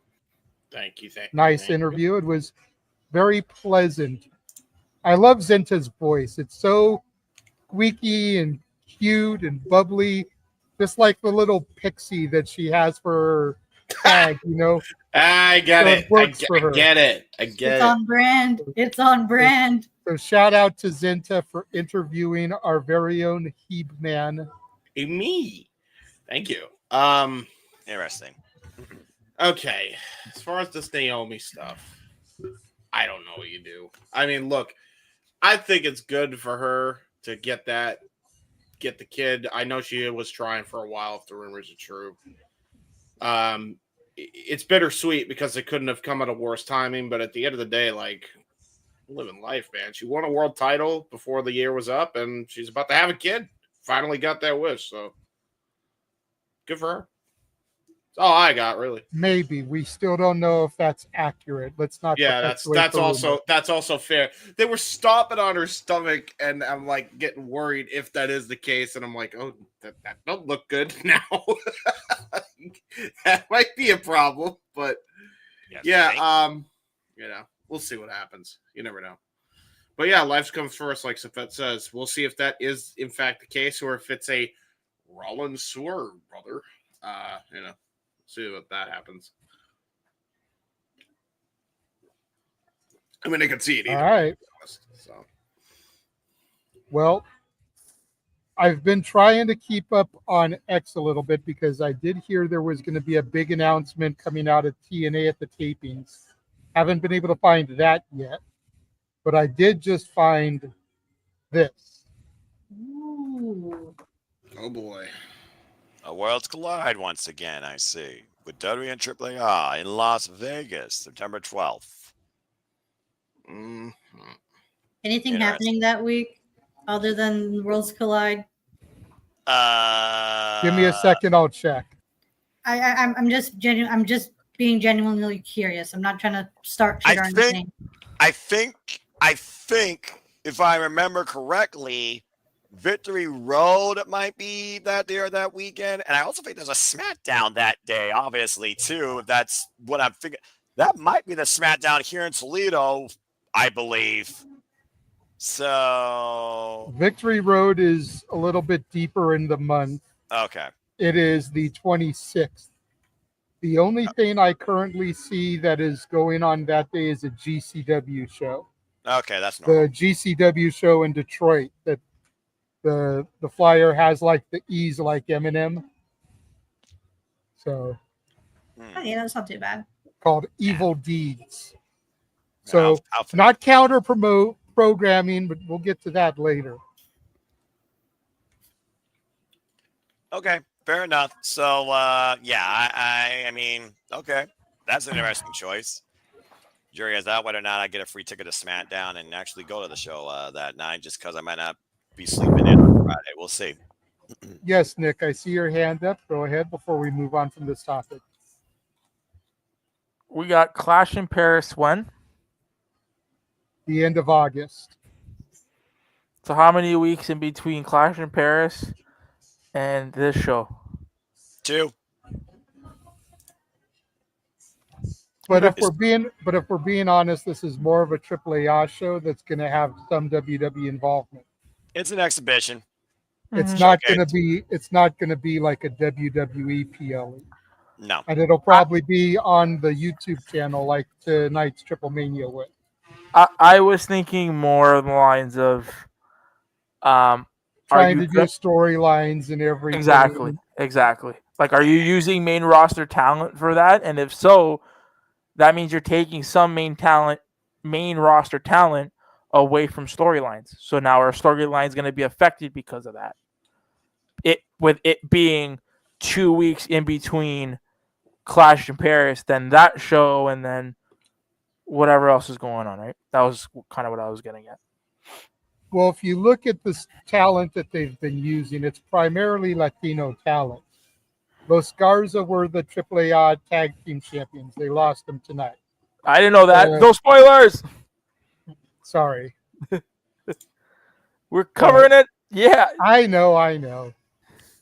Dominic, Chad, or El Grande Americano, and somebody else was in the Mega Championship match.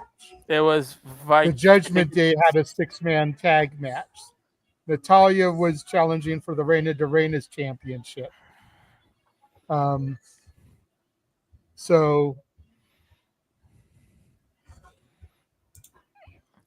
Yeah, I just feel like it'd Lola be more. Was in a match, so it's like there's some main roster talent. It's mostly Latino talent. It's not going to be a big deal. If we're being really honest with ourselves, what storylines are the Judgment Day involved in right now? What's Natalia doing on the main roster? I'm going to be honest. This is the most... What's El Grande Americano doing? Yeah, exactly. There's no other place for that character to go right now. He's actually over like Rover in Mexico, by the way. That kind of shocked me. The talent they're using are talent that aren't involved in major storylines anyway. Unironically, and I mean this with every fiber of my being, AAA is the best thing going in WWE right now. And it's not even fucking close. It's not even close. It is the most authentic version of that show that you can present with an actual roster that people give a fuck about. So, I mean, they're doing pretty good for themselves. I'm just saying. I think if anything, we may see some of the AAA talent crossing over to Raw and SmackDown to generate interest in the Worlds Collide pay-per-view. Yeah. Oh, yeah. Which means we'll probably see Pagano, Psycho Clown. We might see Mr. Iguana again. And I'm all for that. So, you know.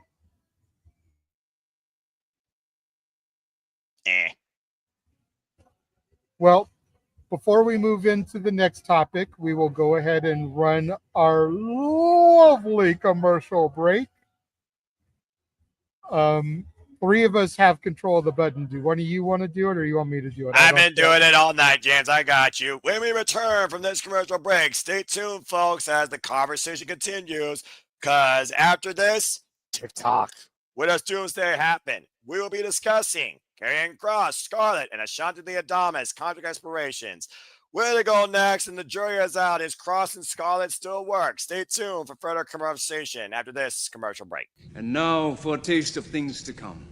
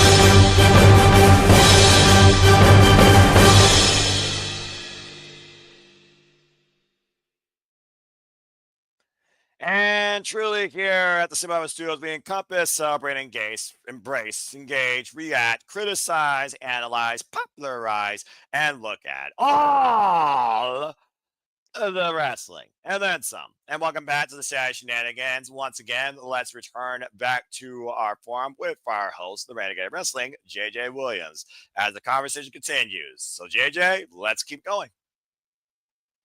Well, you set it up very eloquently before we went into commercial.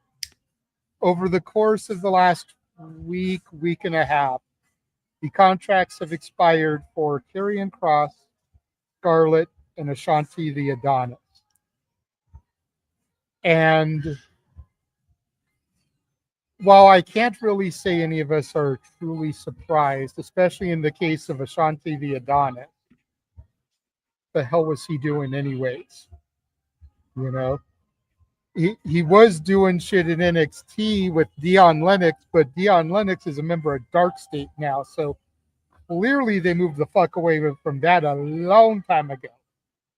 Yeah.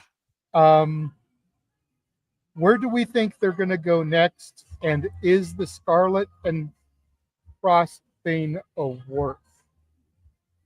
And I will say, I sat through the Ariel Helwani interview with Kross, and he denied throughout the entire time that this was a work.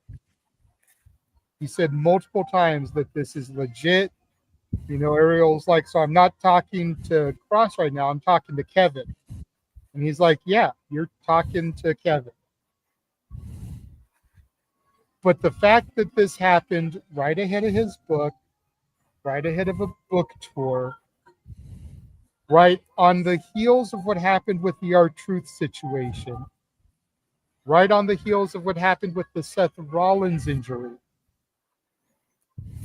Like, I want to believe that Kross and Scarlett is legitimate, but we also just saw an entire season of Unreal drop on Netflix.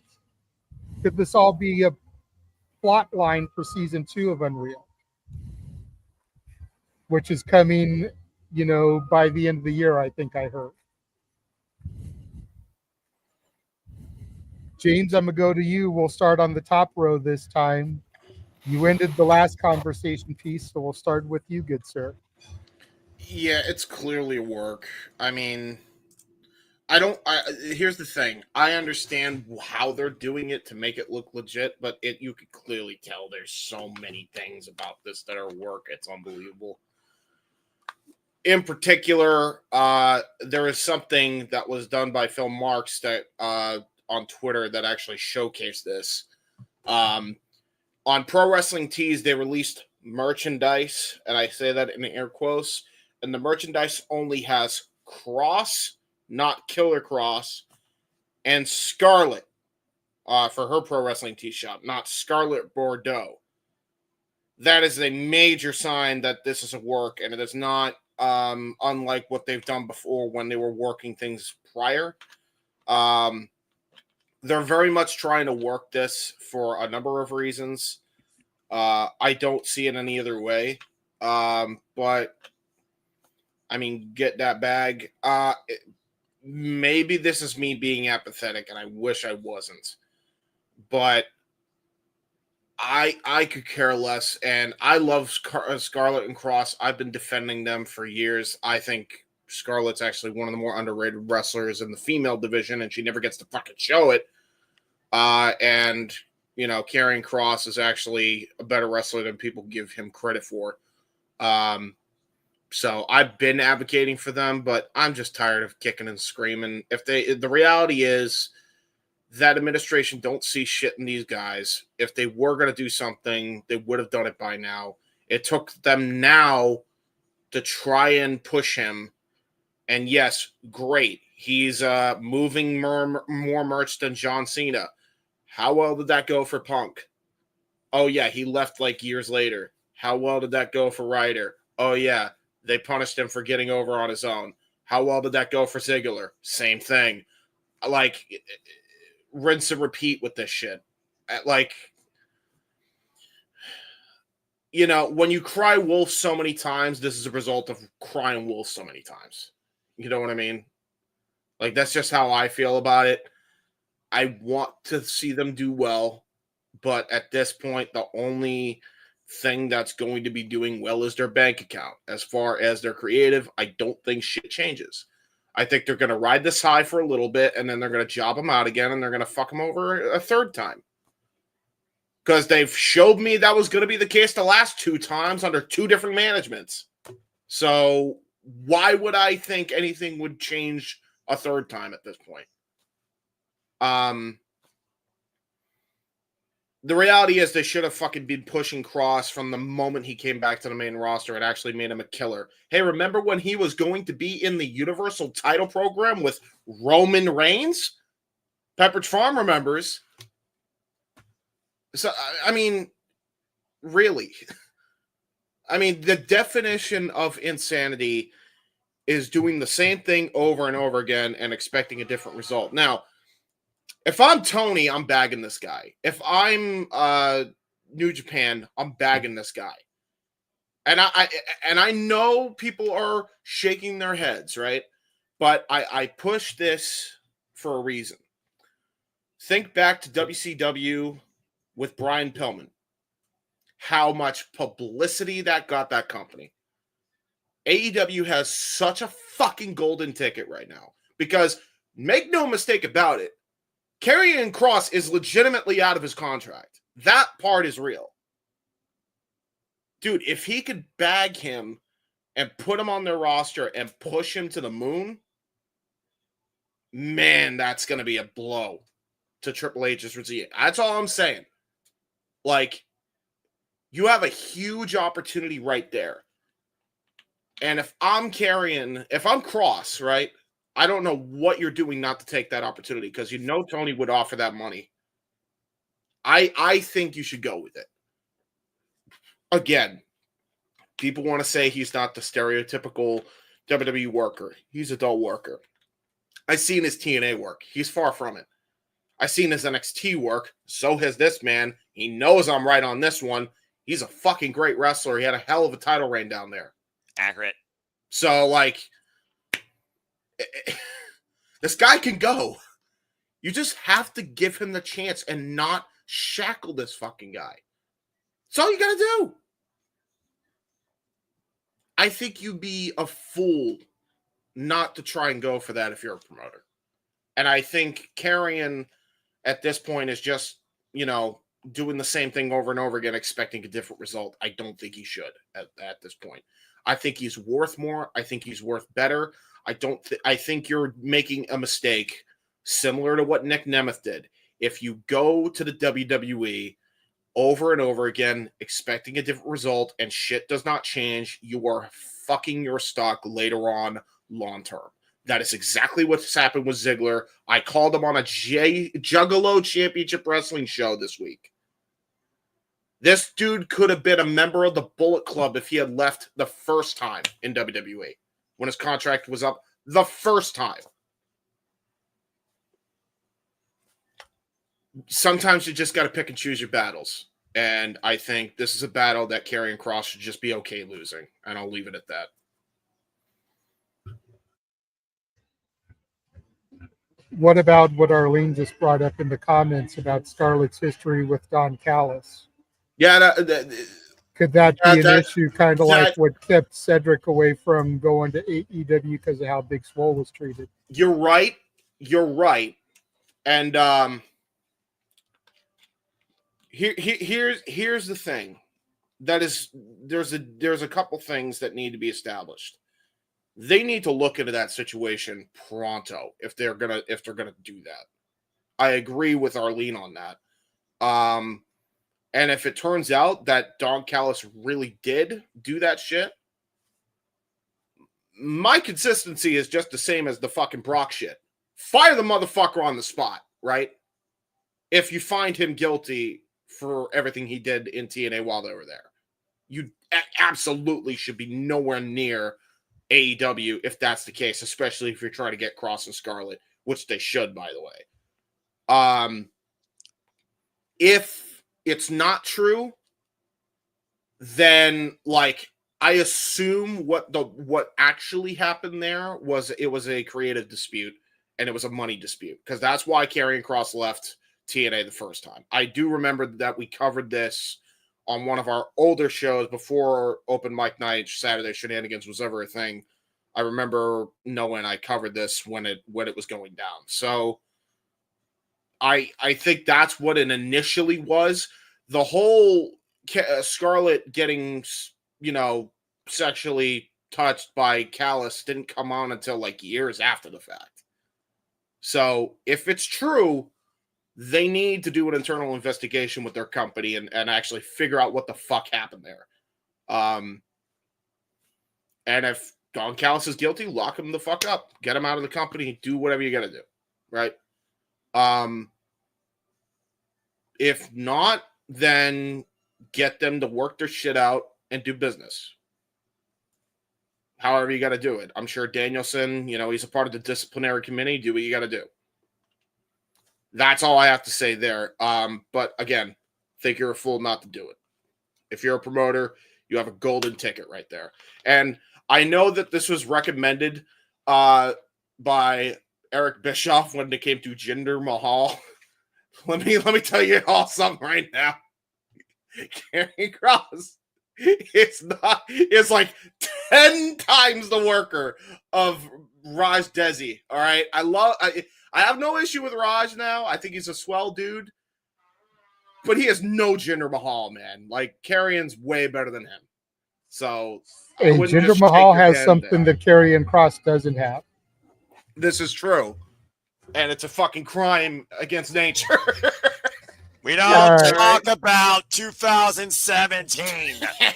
What, you're telling me you don't like his feud with Nakamura? That was such good shit. Nakamura should have won at SummerSlam. He was fucked the day one on the main roster. All right, Noah, we're going over to you now, good sir. Your thoughts on Kross, Scarlett, Ashante the Adonis, who James completely bypassed. Where do you think they'll end up? Is it a work, et cetera, et cetera? I forgot about Ashante. Sorry. Jeez, I thought there wasn't nobody more forgetful than Join with Swerve. Go back to AEW too. Join with Swerve. That's fine. There you go.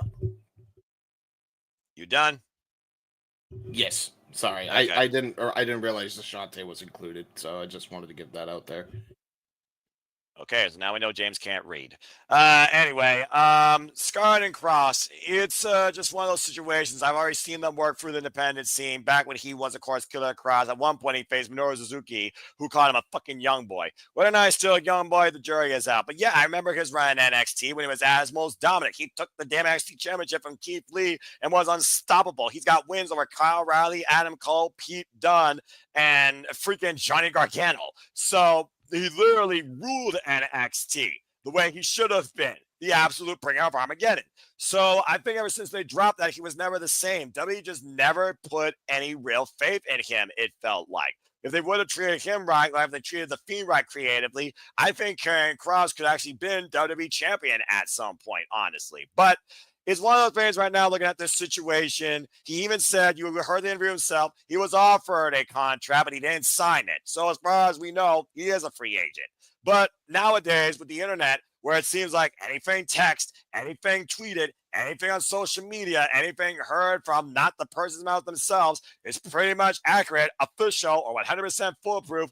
Who the fuck knows if it's a work or a shoot? At this point, though, I just want to see Karrion Kross and Scarlett respected for what they can bring to the wrestling business. That's what it's about at the end of the day. It's not just about money. It's about respecting their actual input and what they actually can bring forward. Because don't get me wrong, these two together is one hell of a package when it comes to mental warfare, a mind game, and a capable in-ring worker. So I hope that it's not a work and he actually does find something better for him outside WWE. Whether or not it's Major League Pro Wrestling, MLW, a freelance shot and a gauntlet to show up just simply in AEW and draw a buzz. Because I don't think the answer is to sign him to AEW or to sign him even back in TNA. I think he needs to redefine himself. So what Matt Cardona's been doing, for example, since he left WWE. Now, truth be told, Matt Cardona and Karrion Kross are two totally different animals. But bottom line, I don't know, it's a work, but He's not officially signed on WWE's payroll. I'm just going to leave it as that and see where it goes. As far as Shandy Adonis, I'm kidding. He had like a spiel for a while on 205 Live, I think. He was having a love affair with Carmen Petrovic on your NXT. Surprised you didn't remember that. And yeah, he was part of Hit Row, also known as Timu Saints Row, that bombed horribly. And I'm not talking about just because Flopdown was in it. As far as I'm concerned, Strickland's a made man all on his own. He's the realest. He's friends with Shuchiko Okada, for Pete's sake, at the O2. He's already a made man. He's a locker room leader at AEW. Ashanti, I don't know what the fuck you do with that guy. Maybe he gets a better chance on American Idol in the music. I don't know. Go be a rapper. I honestly don't have anything to say regarding Ashanti the Adonis. He is one of the most oblivious things I've come to notice in the wrestling business, with all due respect. But if this TNA with WWE influence has shown me anything, they can make something out of nobody. So we'll see. Look at Ash by Elegance. So I don't know. I really don't know at this point what you do with Shandy Adonis, and I hope that there are better things for Karrion Kross and Scarlett. If it's not with WWE, maybe somewhere else amongst the entire industry. But at this point, don't sound a big company if the same thing's going to happen. I've got a suggestion for what to do with Ashanti the Adonis.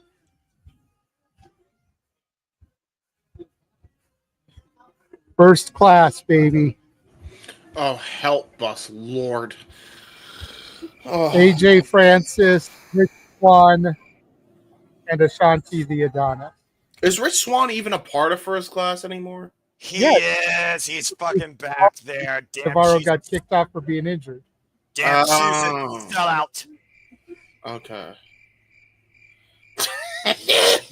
Who put the crickets in there? That's a sound effect by Noah. That's 100%. God damn you, Noah. It's justified. It is. All I right, agree. Ash. Go down to the bottom row to our Canadian friends. First off, the lady, Ash. As ladies go first. All right, so I have no idea who Ashanti the Adonis is, sadly. I hope they find work elsewhere and they make a name for themselves or refine He was themselves. the other one in Hit Row. Okay. Flop Dollar, B-Fab, Ashanti the Adonis. Okay. Yeah, I hope he just, wherever he ends up, hopefully he reinvents himself or, finds himself, and whatnot. Hopefully he gets work.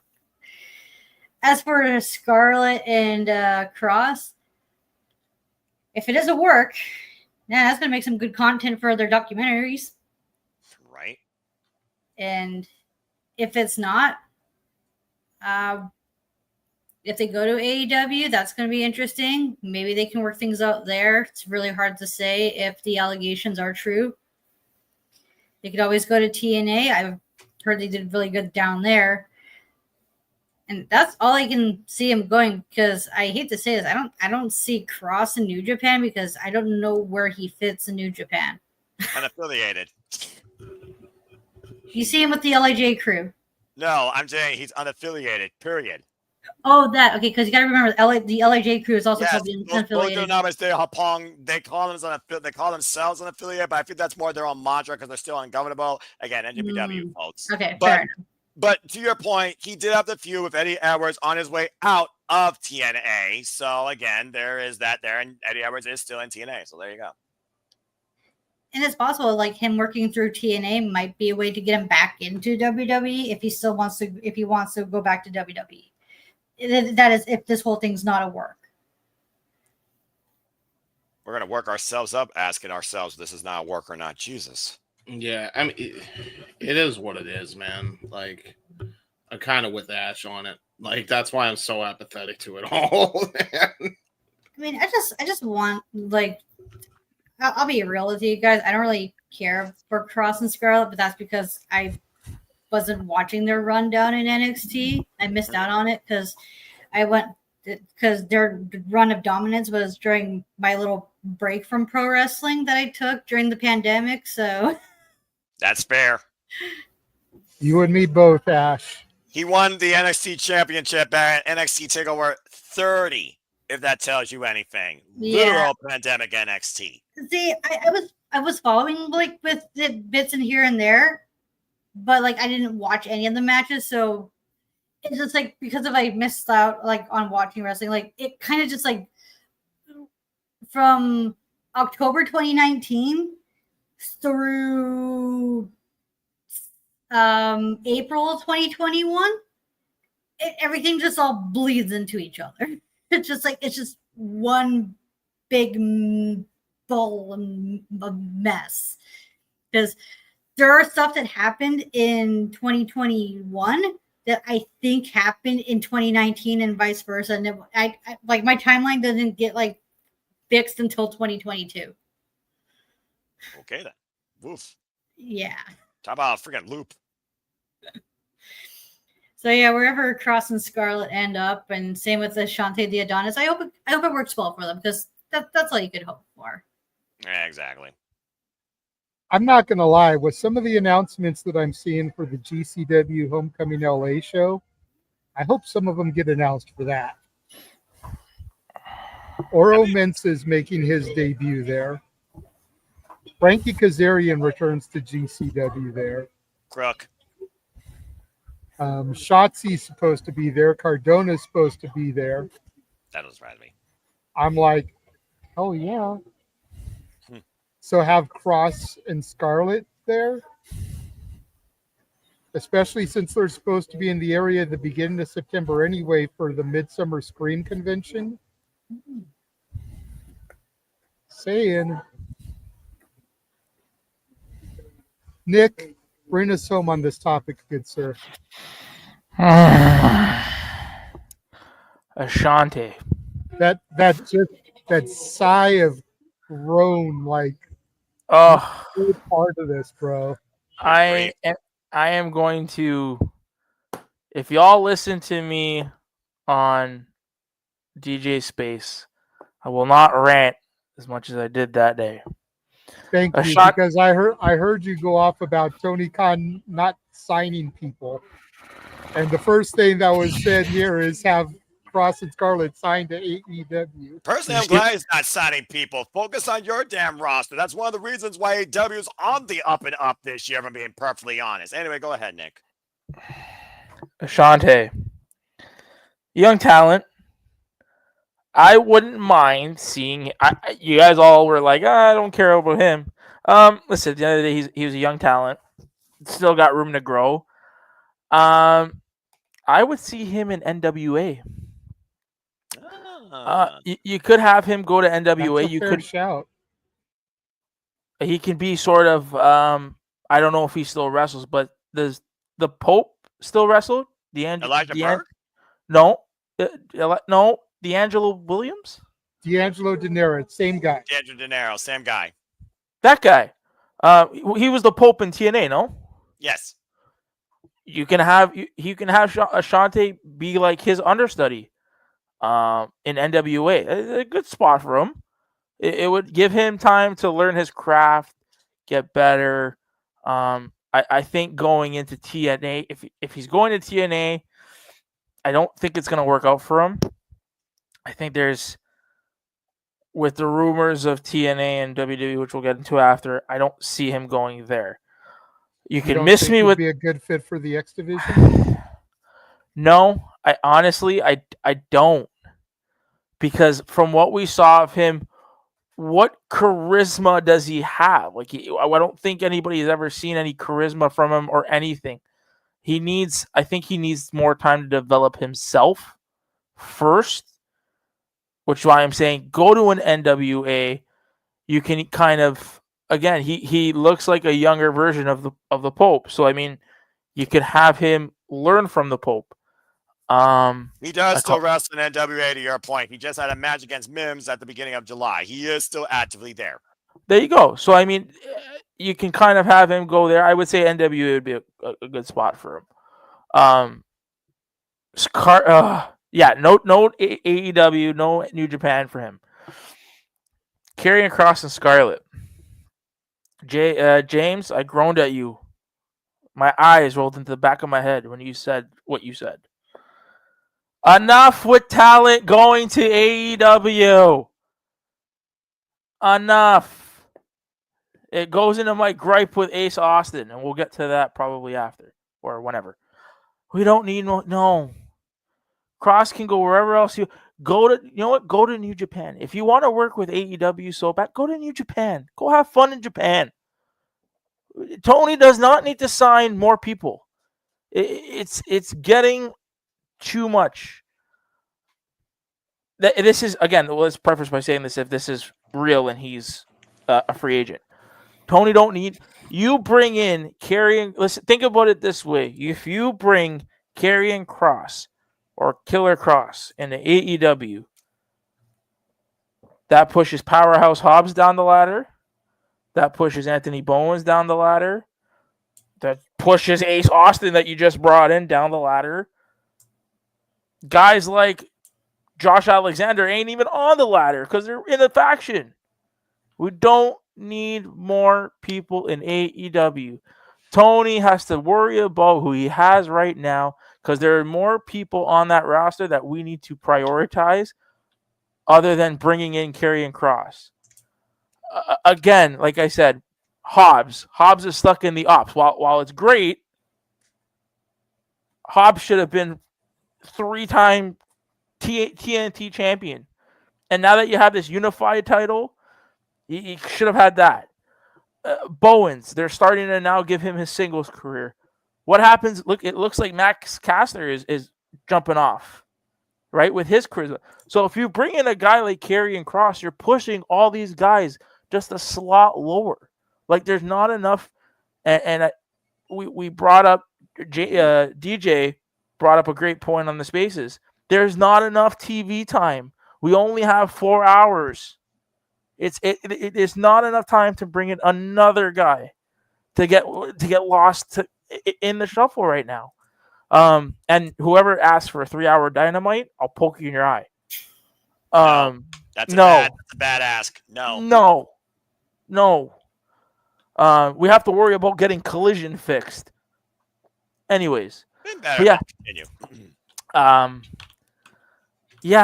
Kross, he can go to New Japan and go there. I just want to also bring up something while you guys were talking. Everybody keeps saying, "Oh, it's a work" because his merch is still on WWEshop.com. It's a work. Yes. Look whose WWE merch is still on the shop. Oh, is it not? Gable and Stevenson. Hey. Well, they probably can't burn those shirts enough. And that's what his shirt is going for. Well, so I went through it. You have Gabe Stevens is still on here. Ashante Theodonis, Indy Hartwell. You can still buy her merch. Let's see another name that would be like, what the hell? You can still buy Kane merch. You can still buy Katana Chance and Kid and Carter merch. For all those people that are saying, "Oh, because his merch is on WWE Shop, it's all a work." Don't believe that shit either. Okay. With all due respect, and I get what your point is because it would you're thinking it's going to push people down the ladder. Everybody that you mentioned is actually doing something right now. Like Ace Austin ain't going to be pushed to the fucking main event. He's not going to be pushed to the main event. He's in the TNT title program more than likely with fucking Kyle Fletcher. Guarantee it. Right? And actually, Powerhouse, and that would be a good match. It would be a good program too, to be honest. Right now, fucking Powerhouse Hobbs in the trios division holding it down there. I agree that they should have done something with him, but the point is that time's coming on there too. At least he's doing something that's cool. You know, he was an integral part of getting the trios titles off the Death Riders and a hellacious pop. You know, he got to be the surprise opponent or whatever. So he's doing good things there. And then who was the other one you mentioned? Well, I just named names. I'm naming names. There was one other name you named, and my point is they are actually doing something. If you bring Kross and Scarlett in, you're not taking away spots because those spots are already filled. But when do you? Not the case. But if you bring in those people, okay, go. Sorry, JJ. I just want to jump in here because what Nick is saying, though, is if you bring them in, you have to cut somebody else. You have to pull somebody else so that they can get the TV time. Exactly. They may be doing something good right now, and that's all good. But if you bring in Kross and Scarlett, they have to be implemented somewhere. What suffers as a result? You're right. What else? You're Anthony right, but it's- Bowens will probably suffer. Max Caster will probably suffer. They shouldn't. All due respect, they shouldn't have been won't broken right up now. anyway. They Hobbs shouldn't have been probably broken up won't anyway. right now because he's part of the trio's champions. You know, so until they lose the titles, he's okay. I hear that, but Jet again, Speed. What happens to Jet Speed if Kross and Scarlett come in? but you talk about it all the time, right? Business matters, right? You have a golden ticket here. You do. You can Okay, hate but it all you want, but it's true. James, how many people that Tony has signed were proverbial golden tickets? Yes, but this is I will give way you the different. best example. No, James. This is way different than that. James, Mercedes freaking Monet. I understand that. Golden ticket of golden ticket. Chases viewers away when she comes on the screen. I understand that. So don't tell me that Kross is this golden ticket that's going to let little Charlie Bucket into Wonka's factory, and he's going to win a lifetime supply of chocolate and get the factory as a result when Mercedes Monet drives people away in droves. I understand that, but Karrion Kross and Scarlett are a whole different fucking animal than all those other people, Mercedes included. It's not even close. This whole situation's an anomaly. You will never get this shit again. You'll never get it again. The last time it happened was nearly fucking 3.5 decades ago with Brian Pillman. You're never gonna get this again. Like, I understand not wanting to take away a spot, and normally I would co-sign with that. I normally would be on Nick's side, but you don't have an opportunity like this often where you can poach a talent that is doing a work to shoot gimmick here. You don't have that, and he's off contract legitimately right now. He's not signed, as far as we know. I'd go with it. You don't have another opportunity like this. I wouldn't want it either. But the fact is, business is business. Why not capitalize on it? Let's also remember, I'll throw it over to you in a second, Nick. Let's also remember what happened when Punk won the championship at Money in the Bank, left, his contract expired. Or so we thought. We found out later he signed a new contract that day. That's true. But his contract expired. He left for a couple of weeks, did San Diego Comic-Con, stormed the WWE panel confronting Triple H, just to come back. How do we know this isn't that? You could be right.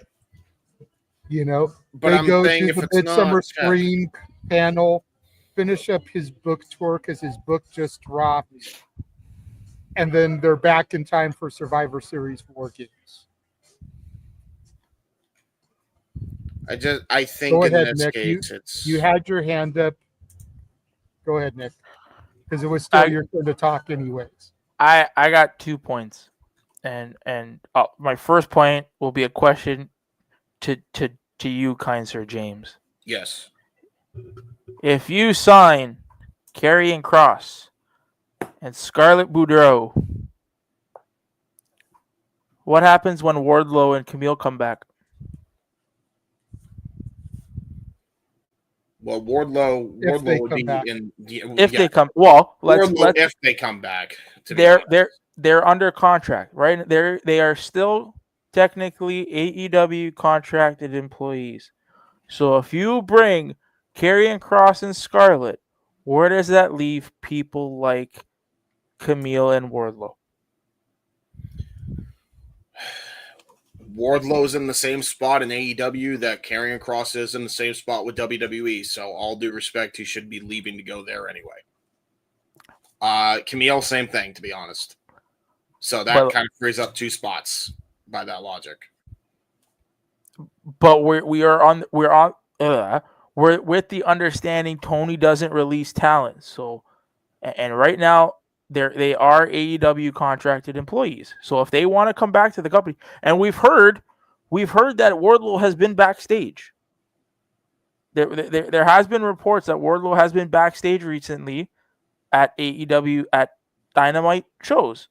So here, I'll give you another one, and you're gonna look at me funny. Keith Lee. He's hurt. By all means, he's hurt. Yep. But where does Keith Lee come in? That's a fair point. But again, I feel like you got enough divisions where you can slot him into the unified title division. Him and Okada can have a banger. Well, this is where I'm going to lead into my second point. I hope to Christ, I hope to gosh, that we get a hard brand split. I think it's time that we need one. Yes. I think I'll agree with you there. If we are bringing in talent, because it's never bad to bring in talent. It's not. But if we're bringing all these talents, we need a brand split. I agree with you. We have to, and I know you guys are gonna think I'm crazy. We have to fix Collision. Yes, Collision has been better of late. I agree with you, but we have to fix it. It's got to get off Saturday nights. It needs a new time slot. Yep. And we need separate rosters. We need to start having separate. And Tony does storytelling. Remember, Tony was just here earlier in the show, and he told you guys that he writes stories. I'm gonna have to watch that back. We need to start cycling the rosters on both brands. Influx of talent is coming in. Influx of talent has to go out. Give them time off. We all know that AEW is very strong style-esque. Yeah. Their bodies are where their bodies, I think, will go more faster with their style than they were WWE. So give these talents time off. Cycle the rosters. You create fresh stories, and like I said on the stream, on the space, you can have Collision be, for example, if you want to see Lucha Libre, you go watch Collision. If you want to see trios action, you go watch Collision. If you want to see Japanese strong style, you go watch Dynamite. Yeah. You want to watch tech, but you know what I mean? Like you should start doing that stuff. But despite the fact you're trying to literally reprogram AEW from the inside out, why there's just about 3 damn people where they're going to go. Ash has had her hand up this entire time. Yeah, sorry, Ash. No, it's okay. I was going to let you finish. I was about to. No, I'm done. I'm done. Okay, no, I was going to say, kind of like the spaces, when Ash wants to speak, we need to STFU and let the woman speak. Yep. This is why she doesn't raise her hand and request to speak often. So go ahead, Ash. So going back to your point you were making, because you were just going through like stifling the roster. The main question I have is, if a hard brand split were to occur, where do you put each title? Like, what comes Dynamite exclusive and what becomes Collision exclusive? Well, that's a whole different conversation for another day, because you're basically trying to rewrite AEW as we know it. Yeah, exactly. I think if you had to. We know that they're booking the unified title as a secondary world championship. So you'd separate those. You'd have tag teams on one show, trios on another, and then you kind of just go pick and choose, right? Just to make it make sense. You have to make it make sense. Yeah. To Nick's point, to Nick's point, when he was talking about this in the space, I automatically was like shuffling it in my head. Dynamite's on TBS. TBS title is there. Collision's on TNT. TNT title is there. There's your primary mid cards right there. Unified title is Collision. We won't say world title is Dynamite because that should technically float. Same with the AEW Women's Championship. But then to his point, tag teams on Dynamite, trios on Collision. We just separated all the titles. Yeah. Now, here's another question.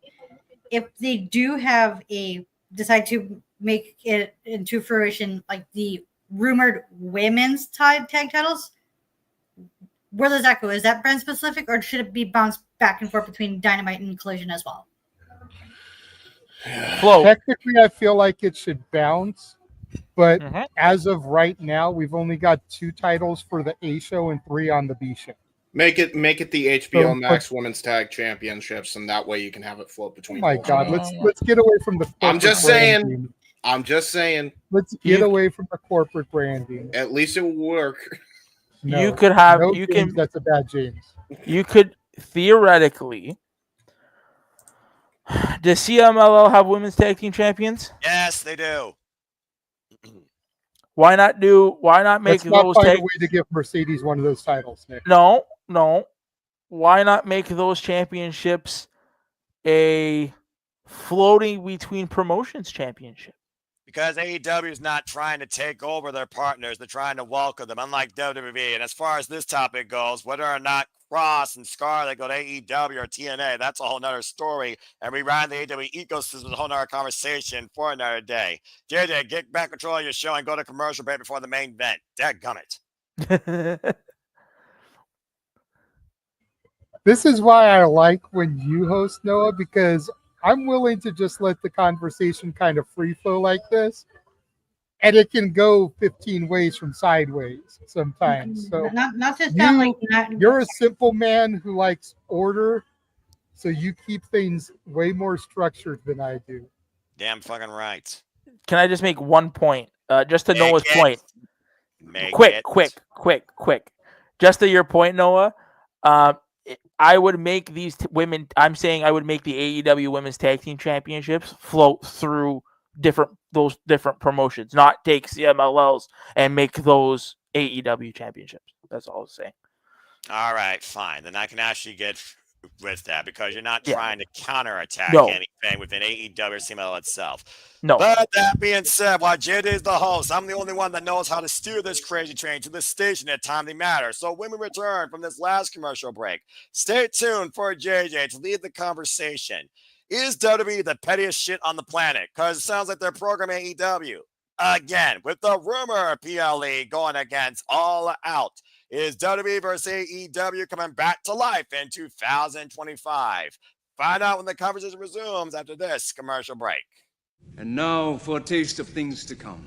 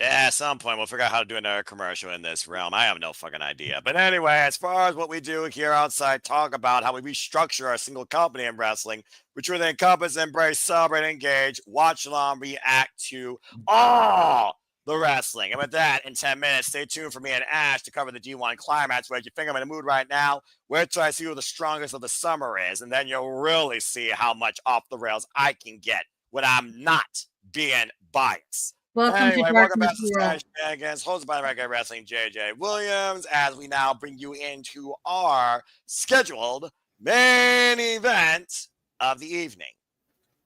And heaven help y'all watching if Evil beats Konosuke Takeshita. Welcome to Darkness World, where everything is evil.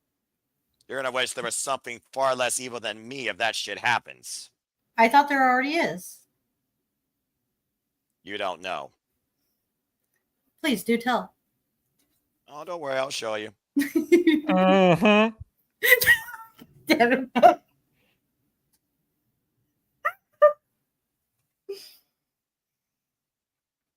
Go ahead, JJ.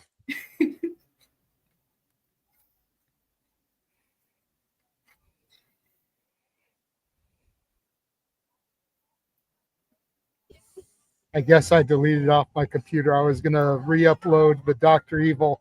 He's semi-evil. He's quasi-evil. He's the Diet Cola of evil. Just 1 calorie, not evil enough. But anyways, so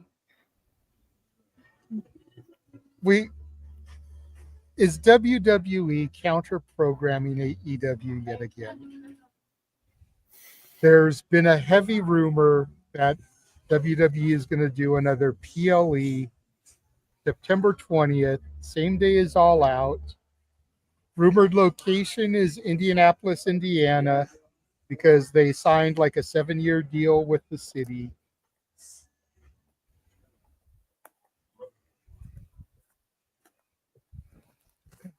Like, I don't even know where to go with this because we don't even know if it's going to happen. So it's all speculation at this point. But thoughts and opinions on if WWE does this. Is it going to hurt them? Is it going to do what they expect it to do, I guess? Why are WWE the only ones held to some kind of counter programming standard? You know, the rumored date for Saturday night's main event all year has been December 27th. You know, after Christmas, same day as World's End. Tony went and made that official before WWE could make it official. No one's saying anything about AEW potentially counter programming Cena's final match. Collision has been moved to Thursdays multiple times this year. Nobody's saying shit about Collision counter programming Impact. But when WWE does it, you know, it's a felony.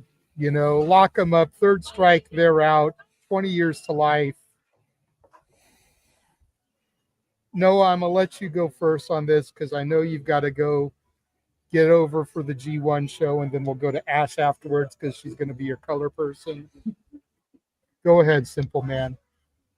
Go to jail. Don't pass go. Do not collect $200. It's not WCW versus WWF. It's WWE versus everything. Where if WWE does something, it's apparently a crime. And sometimes they're actually right. Other times, it's just business. At the end of the day, it's all about the almighty dollar and seizing as much as possible at the end of the day at the expense of everybody else. I'm not surprised with this one bit. And again, in AEW, it's more often about I don't want to counterbalance sports. So why he doesn't want to counterbalance the playoffs or NFL or all those other things you all hold so near and dear that I could give two shits about. It's just one of those things where there's only so many time slots, and between tourism, committees and between the venues you're booking, sometimes you are forced into what you got to book and when because you have no other date for that. And it's not like you can be going from this building to this building the next day over when one city's 200 miles away and the other one is literally halfway across the country. Not surprised with one bit. What do you expect? At the end of the day, it just gives more people different choices. You can either watch everything on one device or you can watch something live and watch something else later. Via DVR, VPN, or something else. The way that people are trying to turn this into another war or use the T word to show absolute domination and what they believe should be a dictatorship of one company is absolutely foolish, mindless, and absolutely utterly stupid in every sense of the 6-letter spelling of that word. Bottom line, though, you like AEW better than WWE, watch AEW. You like WWE better than AEW, watch WWE. You like TNA better than AEW? Watch TNA. You like a TV show for free versus a pay-per-view? Watch the TV show for free. Pick and choose what you wish. Nothing about this surprises me when everything so much now is dictated by where you stream, where you book, and how much time you actually have and how much money you have to freaking watch it all. Especially next year, you got $30 a month for WWE, $40 4 months a year for TNA. $50, $40, you get the $10 credit. On AEW, almost every month out of the year. Not to mention if you watch Triller Plus, NW World, Ring of Honor, or freaking Title Match Network. At the end of the day, figure out where your dollar values the most and watch what you want to watch in wrestling. And if you think it's counter programming, don't support what you hate, but don't let your tribalism rule your judgment at the end of the day. Hear, hear. Well said, simple man. You want to go ahead and do your quick shill before you go to do the other stream? Go to Bad for Wrestling. Follow our Canadian friend Ash as me and her cover the G1 Climax 35 finals. Literally at the top of the hour, we're going to preview what the outlook of the tournament's been, what the final's going to be, and a little bit what the card's going to be as it can preview what's ahead during the fall season for New Japan Pro Wrestling. Other than that, as always, I only wish to encourage you, just want to enjoy wrestling too. If you want to find me, I'm barely social for good reason. But if you want to be part of Edition Leads, find me on X, find me on YouTube at Foster9016. There will be 2 super dittings coming up this week. One for WWE Heatwave, I'm going to call it NXT, and one, of course, for AEW Forbidden Door. Again, so many shows, even I sometimes have it hard to keep up with. And I watch 6 wrestling shows throughout a freaking week at a time, not to mention everything else, and watch wrestling 5 days a week. End of the day, respect one another, support each other, don't be a tribalist Twitter twat, and enjoy wrestling your own way at the end of the day. And don't judge, crucify, or scrutinize anybody else for how they do it when it doesn't agree with your way. Have a good night. Thank you very much, Noah, and thank you for holding things down while I was waiting to get in here. Always. Ash, it's on you, my darling. Okay, well, I have a bit of time, so here's what I'm going to say about this, okay? Every company is guilty of counter programming. AEW's done it too. How many times have they countered programmed TNA TV shows, like PLEs or whatever the fuck they're called, with their battles of the belts? I'm saying this as someone who doesn't really watch TNA. Because the only TNA shows I watched this year are Rebellion and Slammiversary, and that's only because I was bored and to support you guys here on the channel. And we appreciate, for whatever reason, you watched TNA, and I'm sure they appreciate it too. In all fairness, I'm going to say this. I have not been keeping up with the weekly shows. I have just became pay-per-view specific. It's and JJ did just make a good point here about AEW, like WWE, when they counter program, they get crucified and whatnot. When it's just, I get it. They're the industry leader or whatever the fuck the term is. It's just that I'm not. Listen, I know what you're getting at, James. I'm not trying to call out anyone because I've heard other people say that too. Yeah. I call it that. So I'm not calling out anyone. Just to be clear, I am speaking in general here. I'm talking about the community as a whole, because if I had a problem with you, I will fucking DM you. It is true. And believe me, there have been times where I wanted to, but I don't, because the last thing I want to do is fucking stir the pot and start goddamn drama. When I'm not about that. I'm just trying to have a civil conversation while I'm cursing up a storm, because the only time I curse up a storm is when I'm goddamn angry or super excited. And sometimes I'm a little bit both. Me too. So, it's okay. So it's just, I get people are angry and upset about WWE counter programming or counter programming. I don't know why I did air quotes, because I don't know if it's deliberate or not. And if it is, it's part of business. You, as the promoter, have to be like, oh shit, someone's having another show on our same. We got to show us that our show is the one to watch. And like the whole idea of people shit on WWE for like everything, it seems, because it's the cool thing to do. And I'm not saying they're not without their issues, because they do. Have they done some shady shit? Absolutely. We don't condone that. We are watching the show because we are entertained by it. And if you can't let if the political and landscape and other shit get involved, of like make you not want to watch the show, that's fine. Just leave the people the fuck alone who enjoy WWE. And same with the AEW people, okay? Like, let the AEW people enjoy their fucking show, okay? Without them being scrutinized for, like, petty little shit, too. Because it's so dumb, because both sides do it. It's so annoying. Just, like, let people enjoy what the fuck they want to watch, how they want to watch it. It is just, like... And for the counter programming... If you're AEW fans, they're going to watch the AEW show regardless. Just like how the TNA fans are going to watch the TNA shows regardless. Just like how the WWE fans are going to watch the WWE show. They don't give a shit about the other promotion unless you're someone like me who watches a little bit of everything.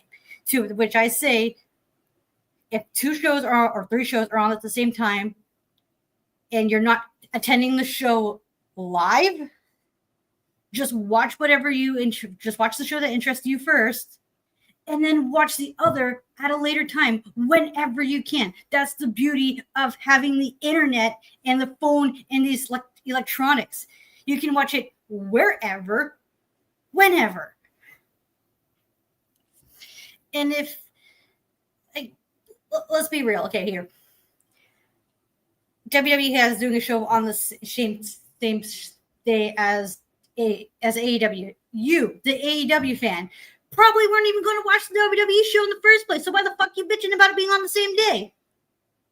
Like, how is that affecting you? You don't even supposedly watch this show. Same with the WWE fans when like they have like AEW, like it just watch what you want to watch when you watch it. And let the other people enjoy what they want without being such a fucking dickhead about it. Thank you for listening to my TED Talk. You got to rush. You got to go to that next show. I have 20 minutes. I'm good. Yeah, but Noah's doing a thingy. And by the way, standing up. Yeah, she got a standing ovation from me, damn it. But well, I thought you were going to preview the show, no? She is. Yeah, if I haven't gotten the link yet, so once I get the link, that's when I'm gonna head out. But I haven't heard anything from Noah yet, so until then, I'm still here. A tag, fair enough. 100% agree with Ash on multiple points that she made. You know, the biggest one is if you're an AEW fan, you probably weren't going to watch whatever WWE offers anyway. And if you're a WWE fan, you're probably not going to shill out the $50 for Forbidden Door. Let's just be real.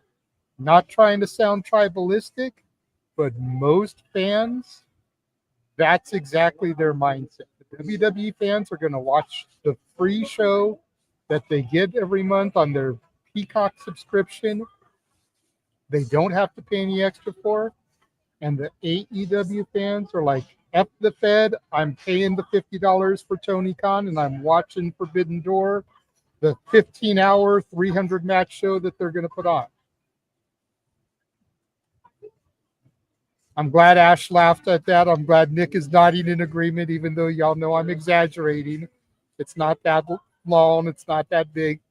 5 hours. Although, to be fair, it does times. 5 hours is probably accurate. 4 hours plus the 0 hour minimum. So maybe 6 hours, because the 0 hour can range from an hour to 2.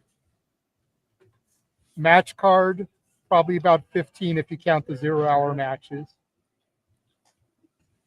But I mean, like,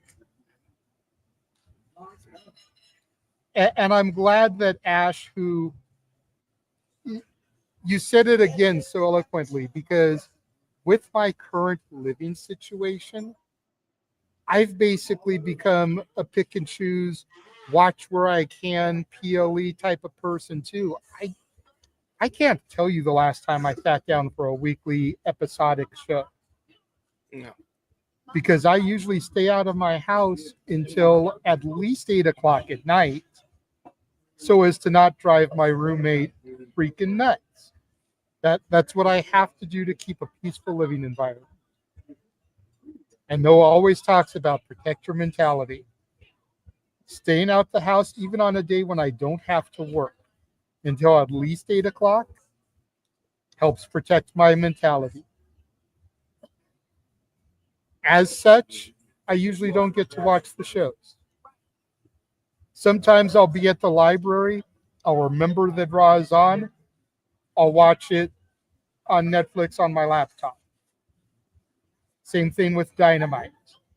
I'll log on to the Sling and I'll watch it if I remember, because it's usually off in time for me to catch the last bus home. SmackDown, there's usually something competing with it these days, whether it's a TNA pay-per-view or a GCW show or a Hog show. And if I'm being honest, I usually tune into those because for whatever reason, I've gotten roped into the indie wrestling more than the mainstream companies lately. Yep. Going back to when we covered the Joey Janela Spring Break night. The stuff that we had done leading up to that was just for content because it was all Mania weekend. It was good, but none of it really left a lasting impression in my head. Joey Janela Spring Break 9 and that GCW show is what really hooked me into GCW. And independent wrestling as a whole, too. Well, it's what brought me back to independent wrestling because you have to remember, I'm a child of the original Guerrilla era. Yeah, true.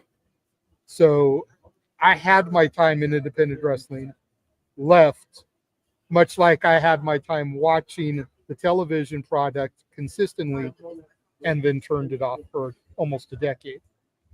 I see you, Ash. 1 second. Because I know Noah sent the thing. Okay. So, because I saw that he went live. So, but because of that, I don't really care as much about the weekly product. No. And that's not to say that it's all bad, because there's good parts in every show. Yep. But I would rather tune into the GCW shows than SmackDown. Yeah.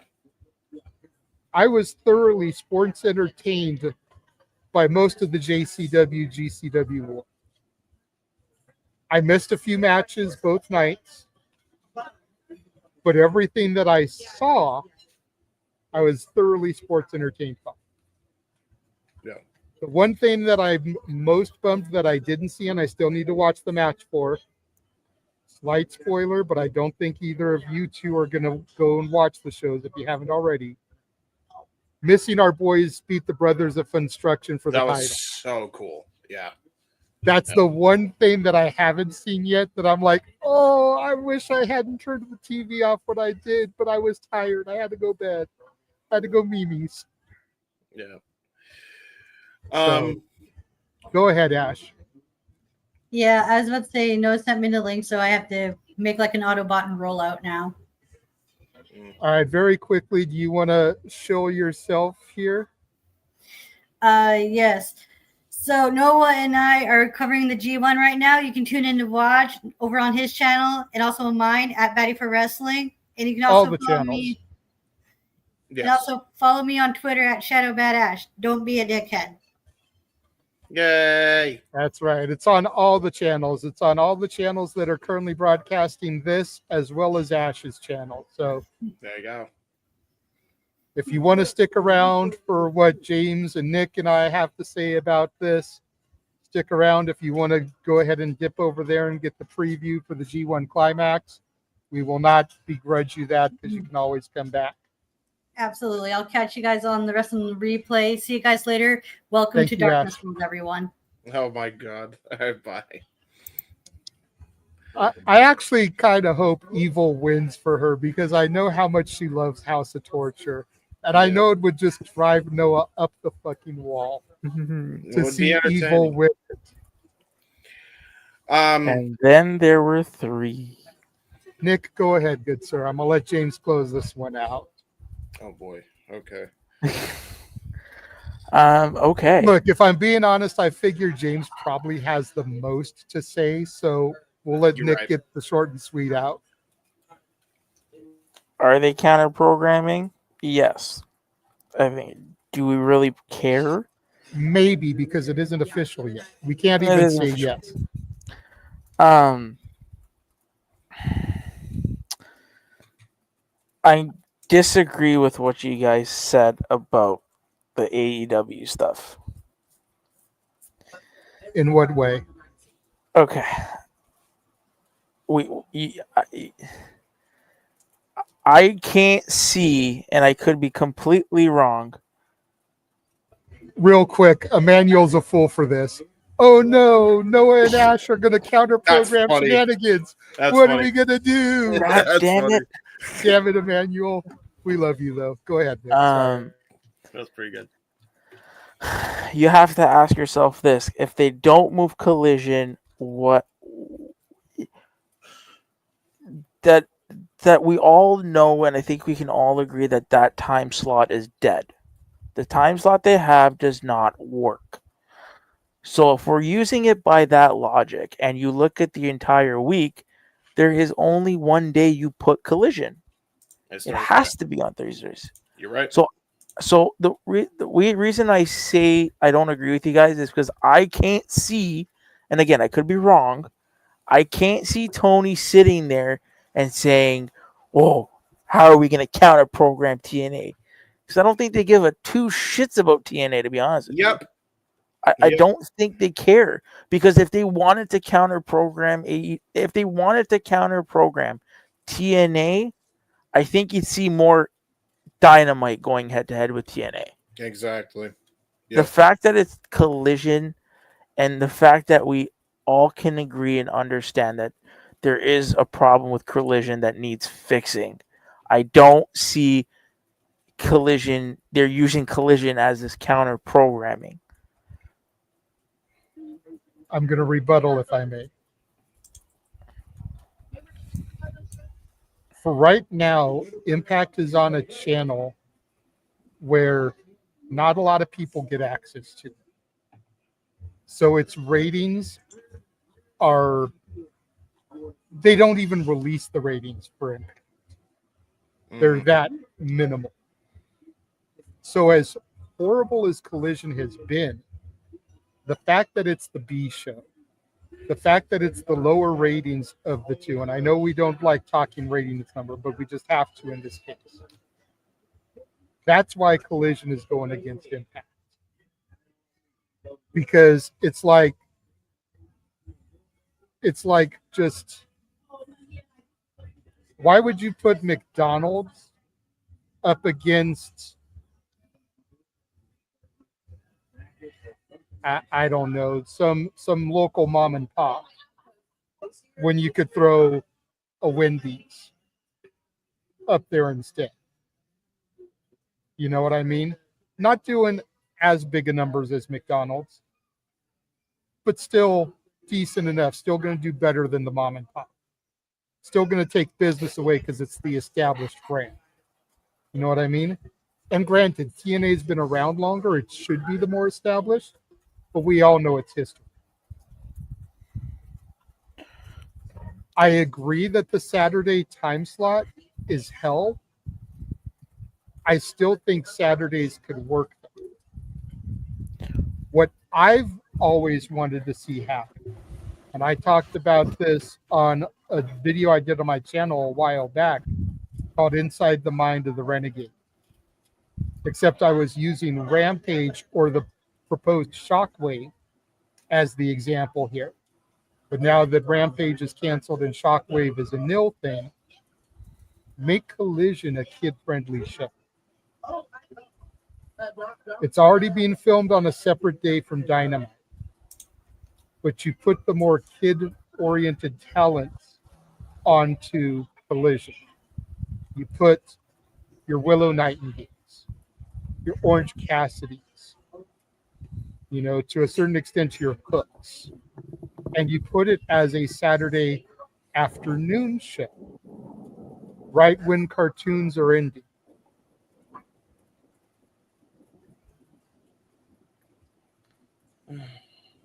Kind of like WWE had back in the day. I'm talking way back in the day. And you make it a more kid-friendly show. That way you bring in a new demographic. You don't put the John Moxleys on this show because, no. But like I said, you put the Willow Nightingale. You put the Queen Amandadas. You can use Thunder Rosa to a certain extent because the face paint and everything will be appealing to kids. Same with Danhausen if he's still under contract. I'm not sure if he is or not. See where I'm going here with some of these talents? Well, that's it. It pushes my point of giving Collision that identity. Exactly. Right? Because again, you can put the luchadors on there, right? Mm-hmm. Hologram, Hechicero, exactly. Mortos, but Ricochet even. But again, it goes back to something key that you said. Where's Impact? Where are they showing? Currently, it's on a channel called AXS. And you said it wasn't. It's not. Not every cable provider carries it. But then there's my point: is you're not taking viewership away from them because they're already on a network that is hard. I can see your point, or I would agree with that point if TNA was on a network or somewhere that is everywhere, right? And that's why I'm saying that could be coming in the future. So let's not undermine that. Exactly. But that's not what we're talking about. No. That'll probably be a whole other day. But you have to, if we're going to bring this stuff up, we have to identify that the rumors are right now is that TNA is going to be bought or supposedly being bought from a WWE associated network. So again, and they're opening. I don't think I've seen a headline where they said they're moving Collision. They're aiming to move Collision against Thursdays to counter program TNA, but the headline does read TNA is willing to move to Wednesday night. So again, you're not moving Collision to mess up with TNA because TNA as it stands isn't even easy to get. So what viewership are you taking away from a company who's on a network that normal cable companies can't provide you? Just because not everybody can find it doesn't mean that those that are loyal aren't watching. But then again, it goes back to Ash's original point. And I still think, and nobody will know for sure unless they sit Tony Khan down and actually talk to him. And I heard he was here, but I don't think this was brought up. No, nobody asked him. but I'm pretty sure there's still a little bit of bad blood between Tony and TNA after the botched partnership that they had. Because the rumor is that they approached Tony a couple times for Tony to buy TNA. And Tony said no. Turns the offer down. Exactly. So they had a partnership. Tony turned down the offer to buy them. Tony then began counter programming TNA. Battle of the Belts against pay-per-view. This year, Collision against Impact. Regardless of how many people are watching, regardless of how many people have access to view it, it's still happening. And nobody is saying anything about it. And it's always being played, and you made this point in the space, or somebody else did. Oh, the networks asked for it. I didn't agree with that when they said it. Yeah. Yeah, I've never agreed with that. No. If anybody's doing it, it's because who's to say the network didn't ask for Saturday night's main event to go up against All In? Yeah. Oh, but that excuse doesn't work there. Because again, it's the WWE. But when it's AEW, oh, the networks asked for it. No, I got one thing to say to that. Give me 1 second to scroll down. A bullshit. A bullshit. A bullshit. A bullshit. Thank you, little boy.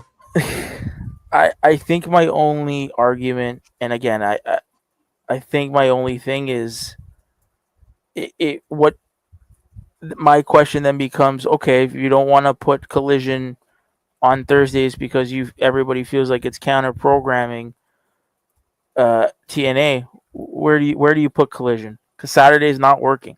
So where do you put Collision? Like I said, I offer the late Saturday morning, early Saturday afternoon suggestion. See, but that doesn't work because you're still going to be head to head with not only you're going to be head to head in the summer, you're going to be head to head with football. In the winter, you're going to be head to head with hockey. Most football is on Sundays though, not Saturdays. College football, yeah, but college baseball. Not really. Sorry, I meant baseball. And in the winter, and I'm saying baseball for you guys that live in the States, right? I don't watch any of that shit, so it doesn't faze me. But I get where you're coming from. You're right, and then for us in the winter, hockey season is big in the winter, right? I can tell you one thing: if the Leafs are on Saturday night, I'm not watching Collision. Okay, but again, we're not talking about Saturday night. I'm given the opportunity for Saturday morning, afternoon. I'm talking about an 11, 12 o'clock spot in the late morning, early afternoon.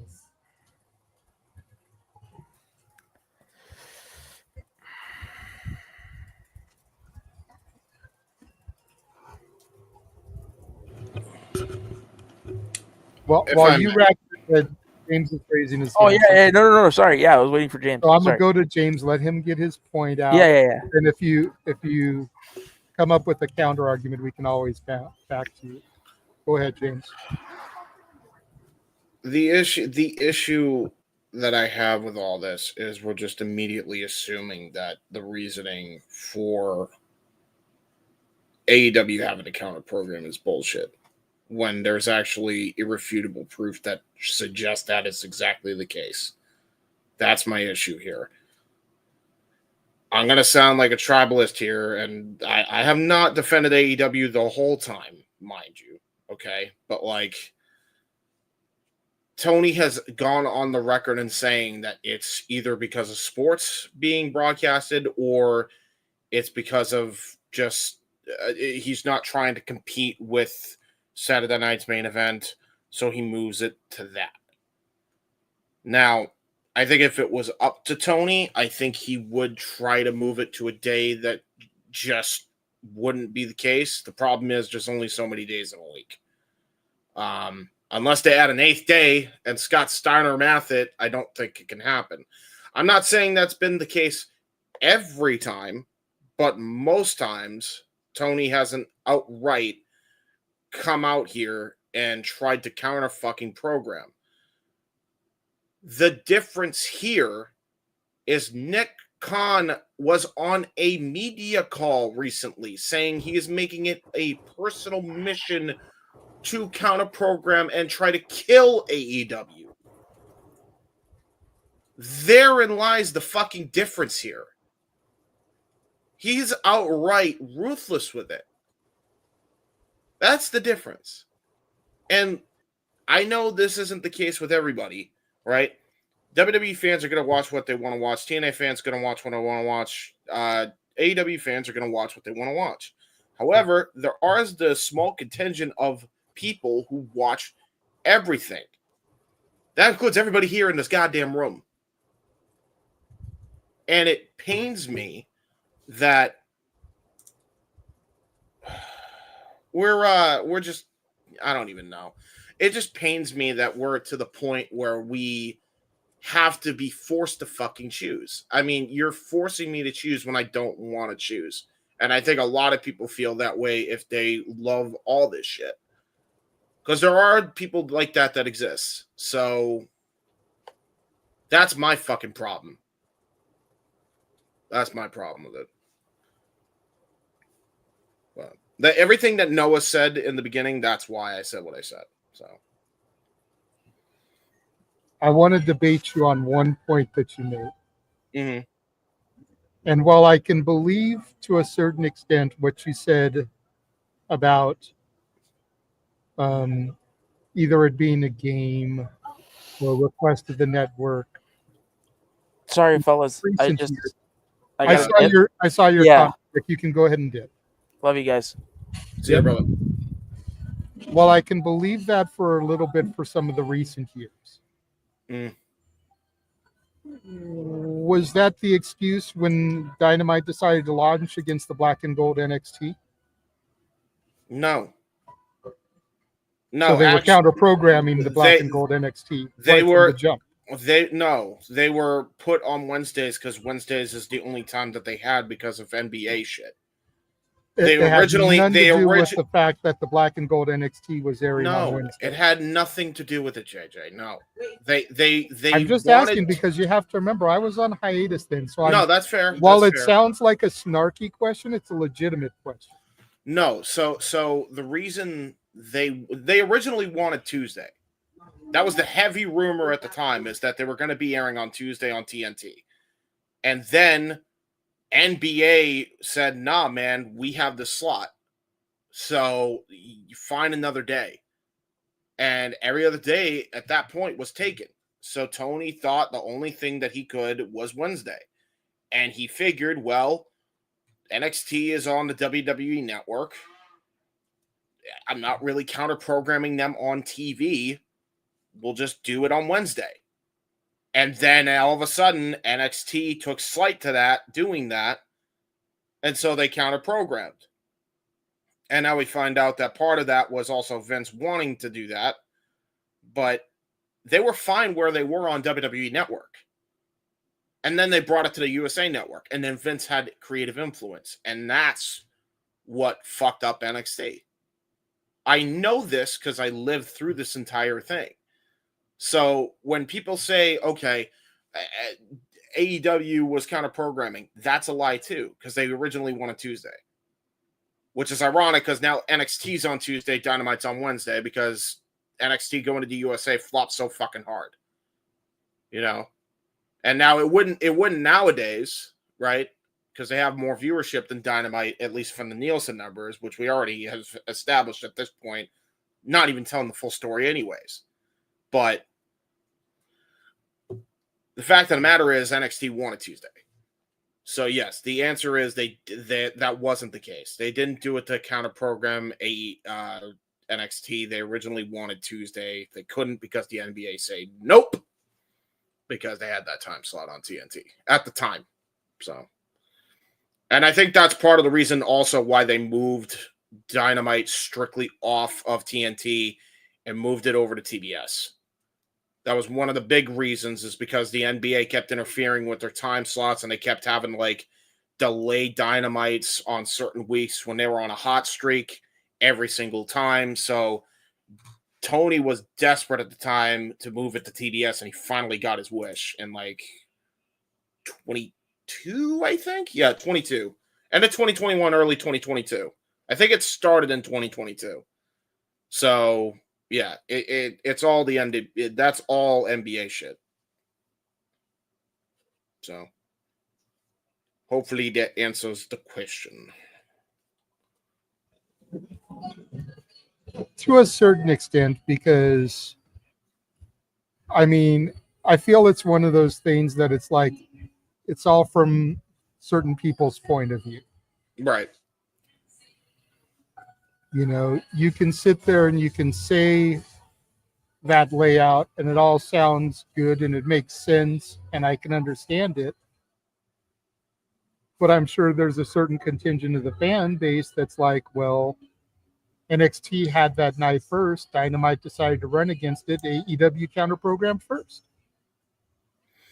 Yeah, but and now all of a sudden they want to cry foul when WWE counter programs them.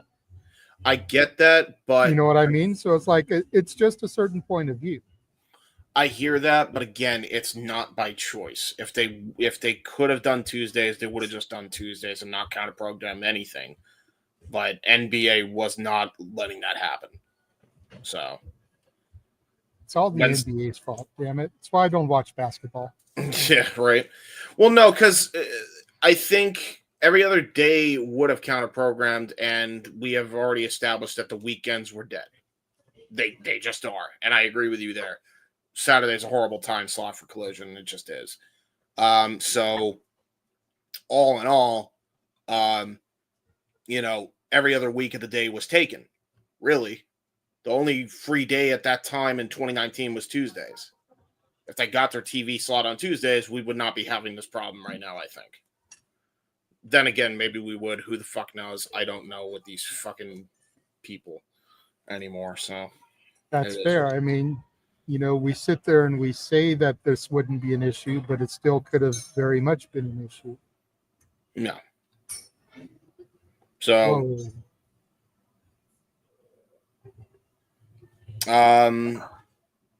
so to Emmanuel's thing, I understand not everybody knows this, but that's why I think it's important to say that with chess, because people who think that should be at least educated on the facts of the matter. That's all I'm saying. And I'm not, you're right. I'm not expecting the IWC, the casuals to read IWC reports, but I am expecting the hardcores to.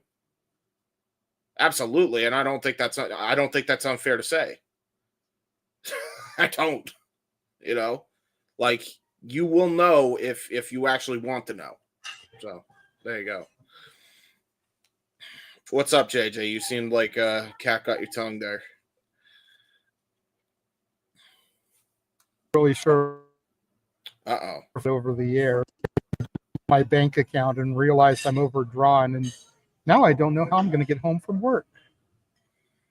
Oh, because Jesus. I was going to catch an Uber. That's not good. Oh, wow. And I figured I would get tips tomorrow, but I have nothing in my bank account. I'm overdrawn by $1 and some change. I started off my shift today with like close to $40. StreamYard went through. Wasn't expecting that. Oh man. Well, hopefully things work out. Shit, man. Oh. But yeah, no, I hear what you're saying, Emmanuel. It's just I think the hardcore should know that info, you know, because we are paying attention to that shit. So like when people who kind of are in this space of all this nonsense are just kind of saying this isn't a factor, I think it's not proper. That's just me. So I'm gonna say what the truth is, you know. Now, mind you, I'm not going to say that that wasn't the case all the fucking time, because there was that instance where Tony did counter program in spite of WWE after WWE had been doing it so many times on purpose, mind you, but he still did it. And he did that with the Rampage show, I think, when SmackDown was on FS1 that one time. So it's not like Tony doesn't get petty, right? Right. But like, and that's my point, you know, the most part is like, we know that Tony does this too. Maybe not as often and as frequent as WWE, but uh-oh. Well, whatever you were saying, your microphone just completely cut. Uh-oh. Spaghetto. Give him a moment, good folks, as we set this up here. Not hearing nothing, JJ. I normally actually would go to the private chat, but considering it's just the two of us, I didn't know how else to say it. So, but no, and I hear that, and in general, I tend to agree.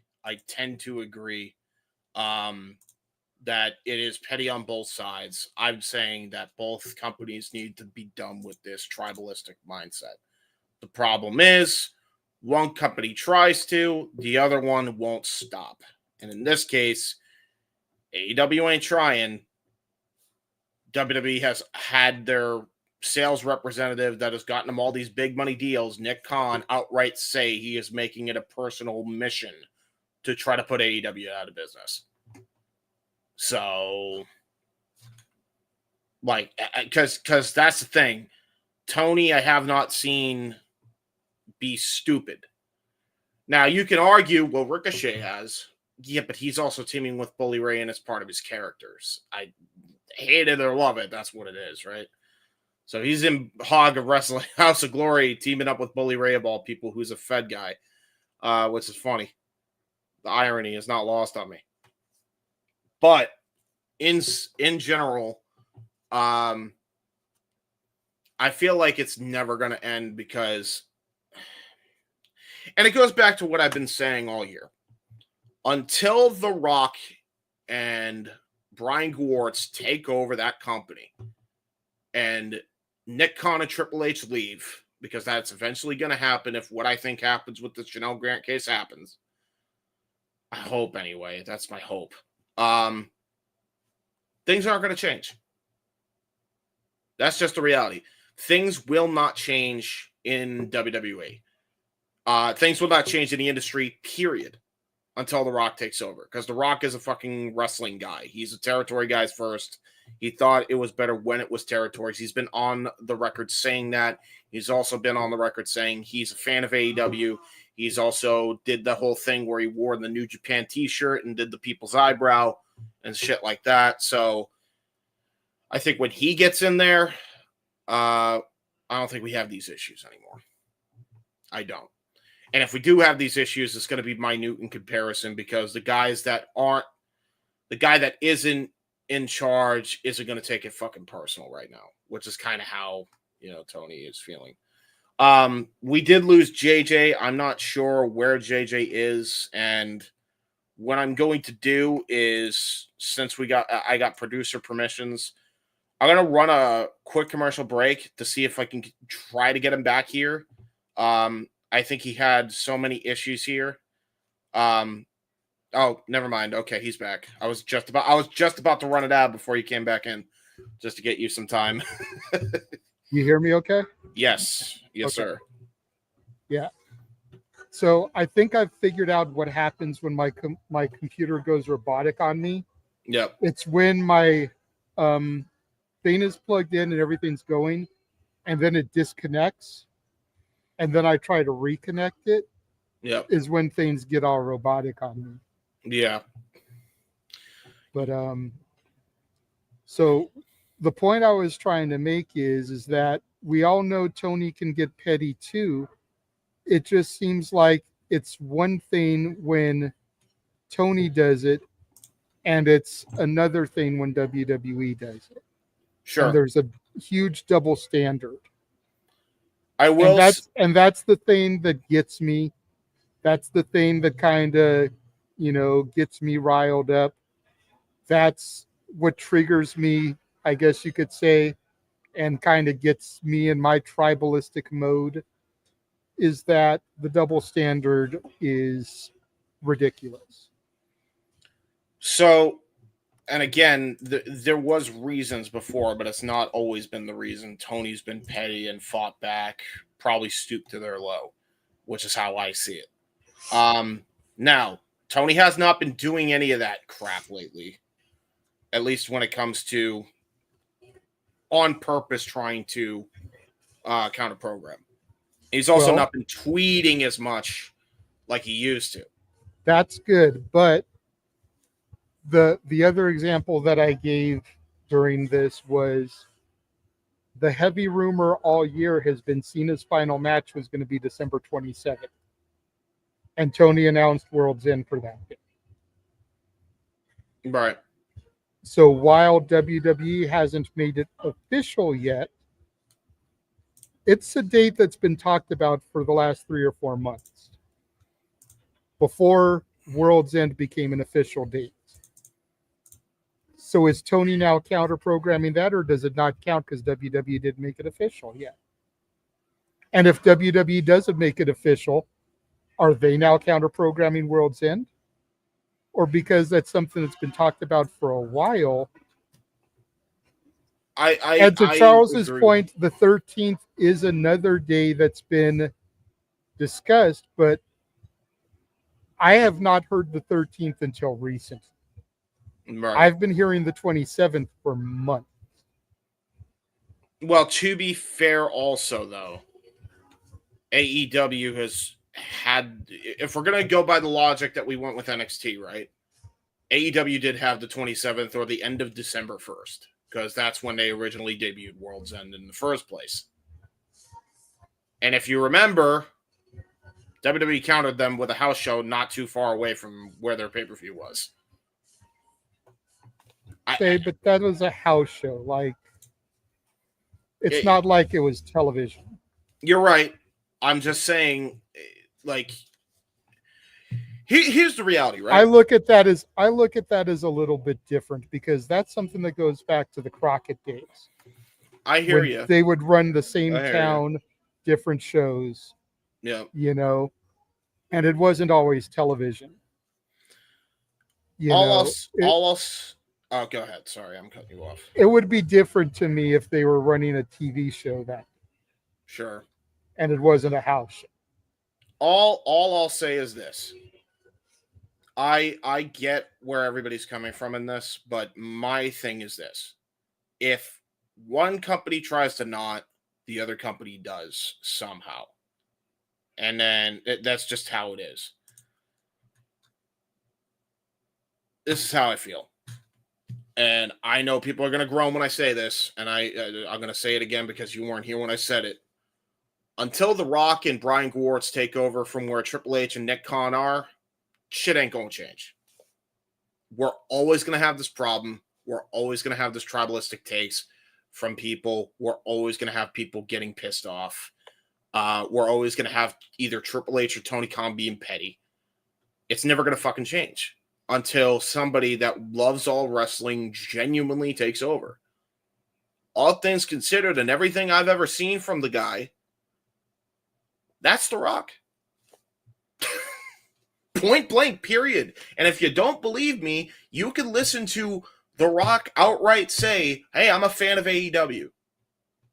Hey, we saw him wear a New Japan shirt and give the people's eyebrow with glasses on, looking like he was booking for the damn thing, right?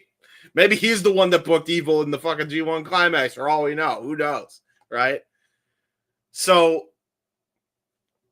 until that guy comes in there, I don't think shit's ever going to change. I don't think it's ever going to get any better. I think we're always going to run into this issue.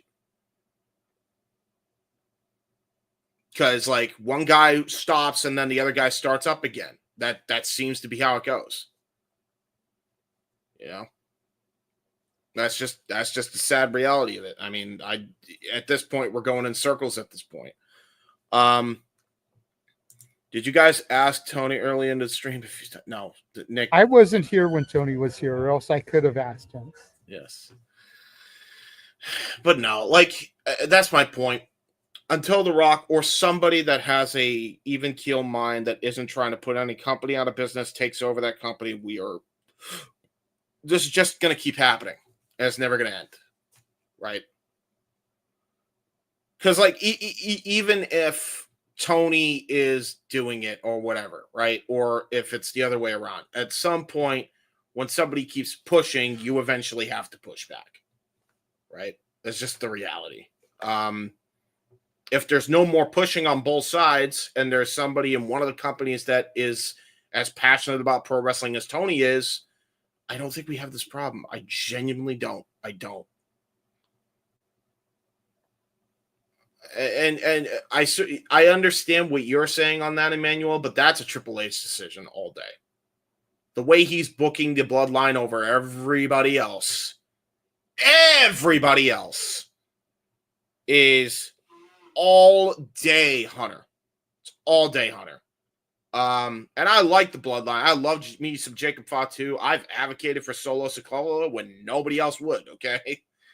So I enjoy what they're doing with the Samoan guys. The issue is they're not doing that with any other talent on the roster, except for the Latino talent, and that's only recently because of the acquisition of AAA. So what's going on main roster? You tell me. They have their favorites. Triple H has his favorites. Whatever draws money for him, man. That's all he cares about. So, or whatever he thinks is money that is the short term, by the way. So it is what it is. Like, and by the way, that's everybody getting fucked over. Karrion Kross is a fucking prime example of that because he was supposed to have a championship match with Roman, never got that shot, and this is where he's at now. He's released on the other end, quote unquote, allegedly. Until The Rock comes in there, or until somebody with a fucking mindset of I love all wrestling comes in there, nothing will change. I'm telling you that right now. And at this point, we're just going to keep going in circles. So it is what it is. Deal with it or don't deal with it. Your choice.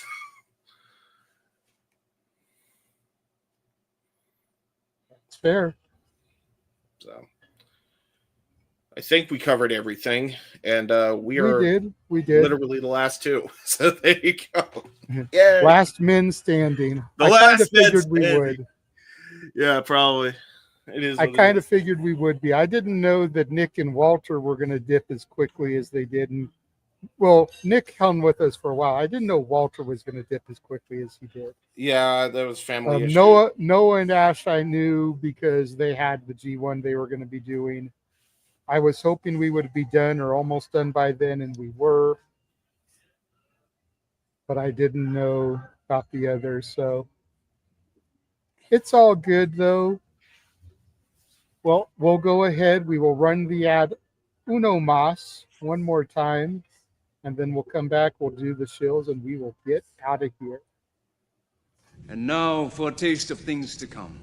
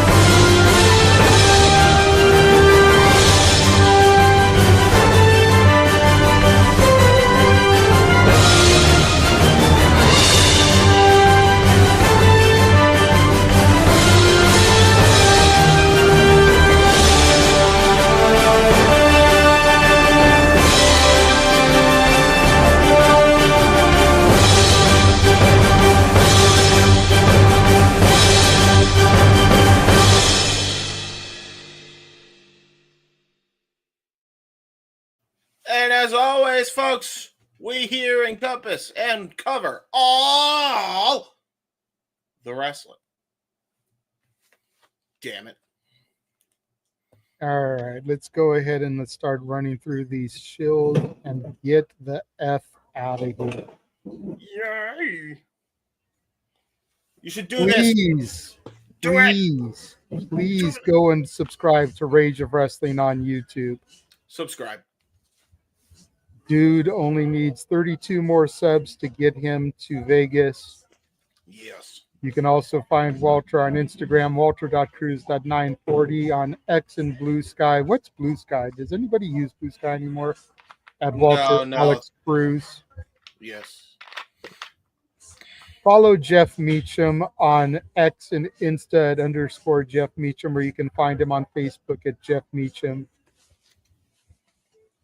Indeed. As said earlier, follow our Canadian friend, Ash, at Fatty for Wrestling on YouTube. Subscribe. Don't be a dickhead. Or you can find her on X at ShadowBatAsh. The Dominguez who thank you very much, Arlene, for sending me the money via PayPal. I can get home tonight. Yay. Aw. You can find Arlene at Arlene Dominguez on Insta or ADM73244 on X. Emmanuel at EDM7324 on Insta. The Simple Man with the spectacular voice, Noah Foster, and Foster1916 on X, on YouTube, on Insta. Subscribe, follow, join the leagues. James. And also currently watch his coverage of the G1 I was Climax. going to get there at the end, James. Oh, that's fair. Never mind. You guys can find me on YouTube and Twitter and sometimes Instagram. JHebits95. James Heba on Facebook. That's really cool and dumb teens on the internets. Go check out my thingies. Thank you. And then me, you can find on Instagram, the Renegade JJ Williams, on YouTube, Casa D18 Studios, X ROWJJ Williams, or Casa D18 Studio. The last one, Casa D18 Studio, is the one where I host and participate in the spaces. So check me out there. And as James mentioned by jumping the gun, if you're not tired, if you want to stay up for a few more hours, right, go to our channels, because Noah and Ash are covering the G1 Climax Finals, which is tonight Konosuke Takeshita versus Evil from the House of Torture. Should be a good show. Indubitably. Yeah, James's tism was tisming. He jumped the gun. I always jump the gun. It is what it is. Charles here with the damn it, James. Yes. So thank you guys for joining us, for tuning in, for being a part of the Saturday Shenanigans. It was good to be here, to get back in the host seat. I am curious, though, and you guys can sound off in the comments once the video ends. Who do you guys prefer as the host, me or Noah? I'm genuinely curious. You guys won't offend me if you don't say me. But you guys have had Noah hosting for a few weeks. You know, I'm just curious who you guys prefer. So let me know in the comments, not the live chat, but the actual video comments once the stream ends. Yes. And yeah. So thank you guys for tuning in again to the Shenanigans. For the He-Man James Hebert, for Walter Cruz, for Noah, for Ash, for Nick. I am the Renegade JJ Williams. Thanking y'all for watching. We will catch you guys next time. Have a good night, everybody. I didn't know.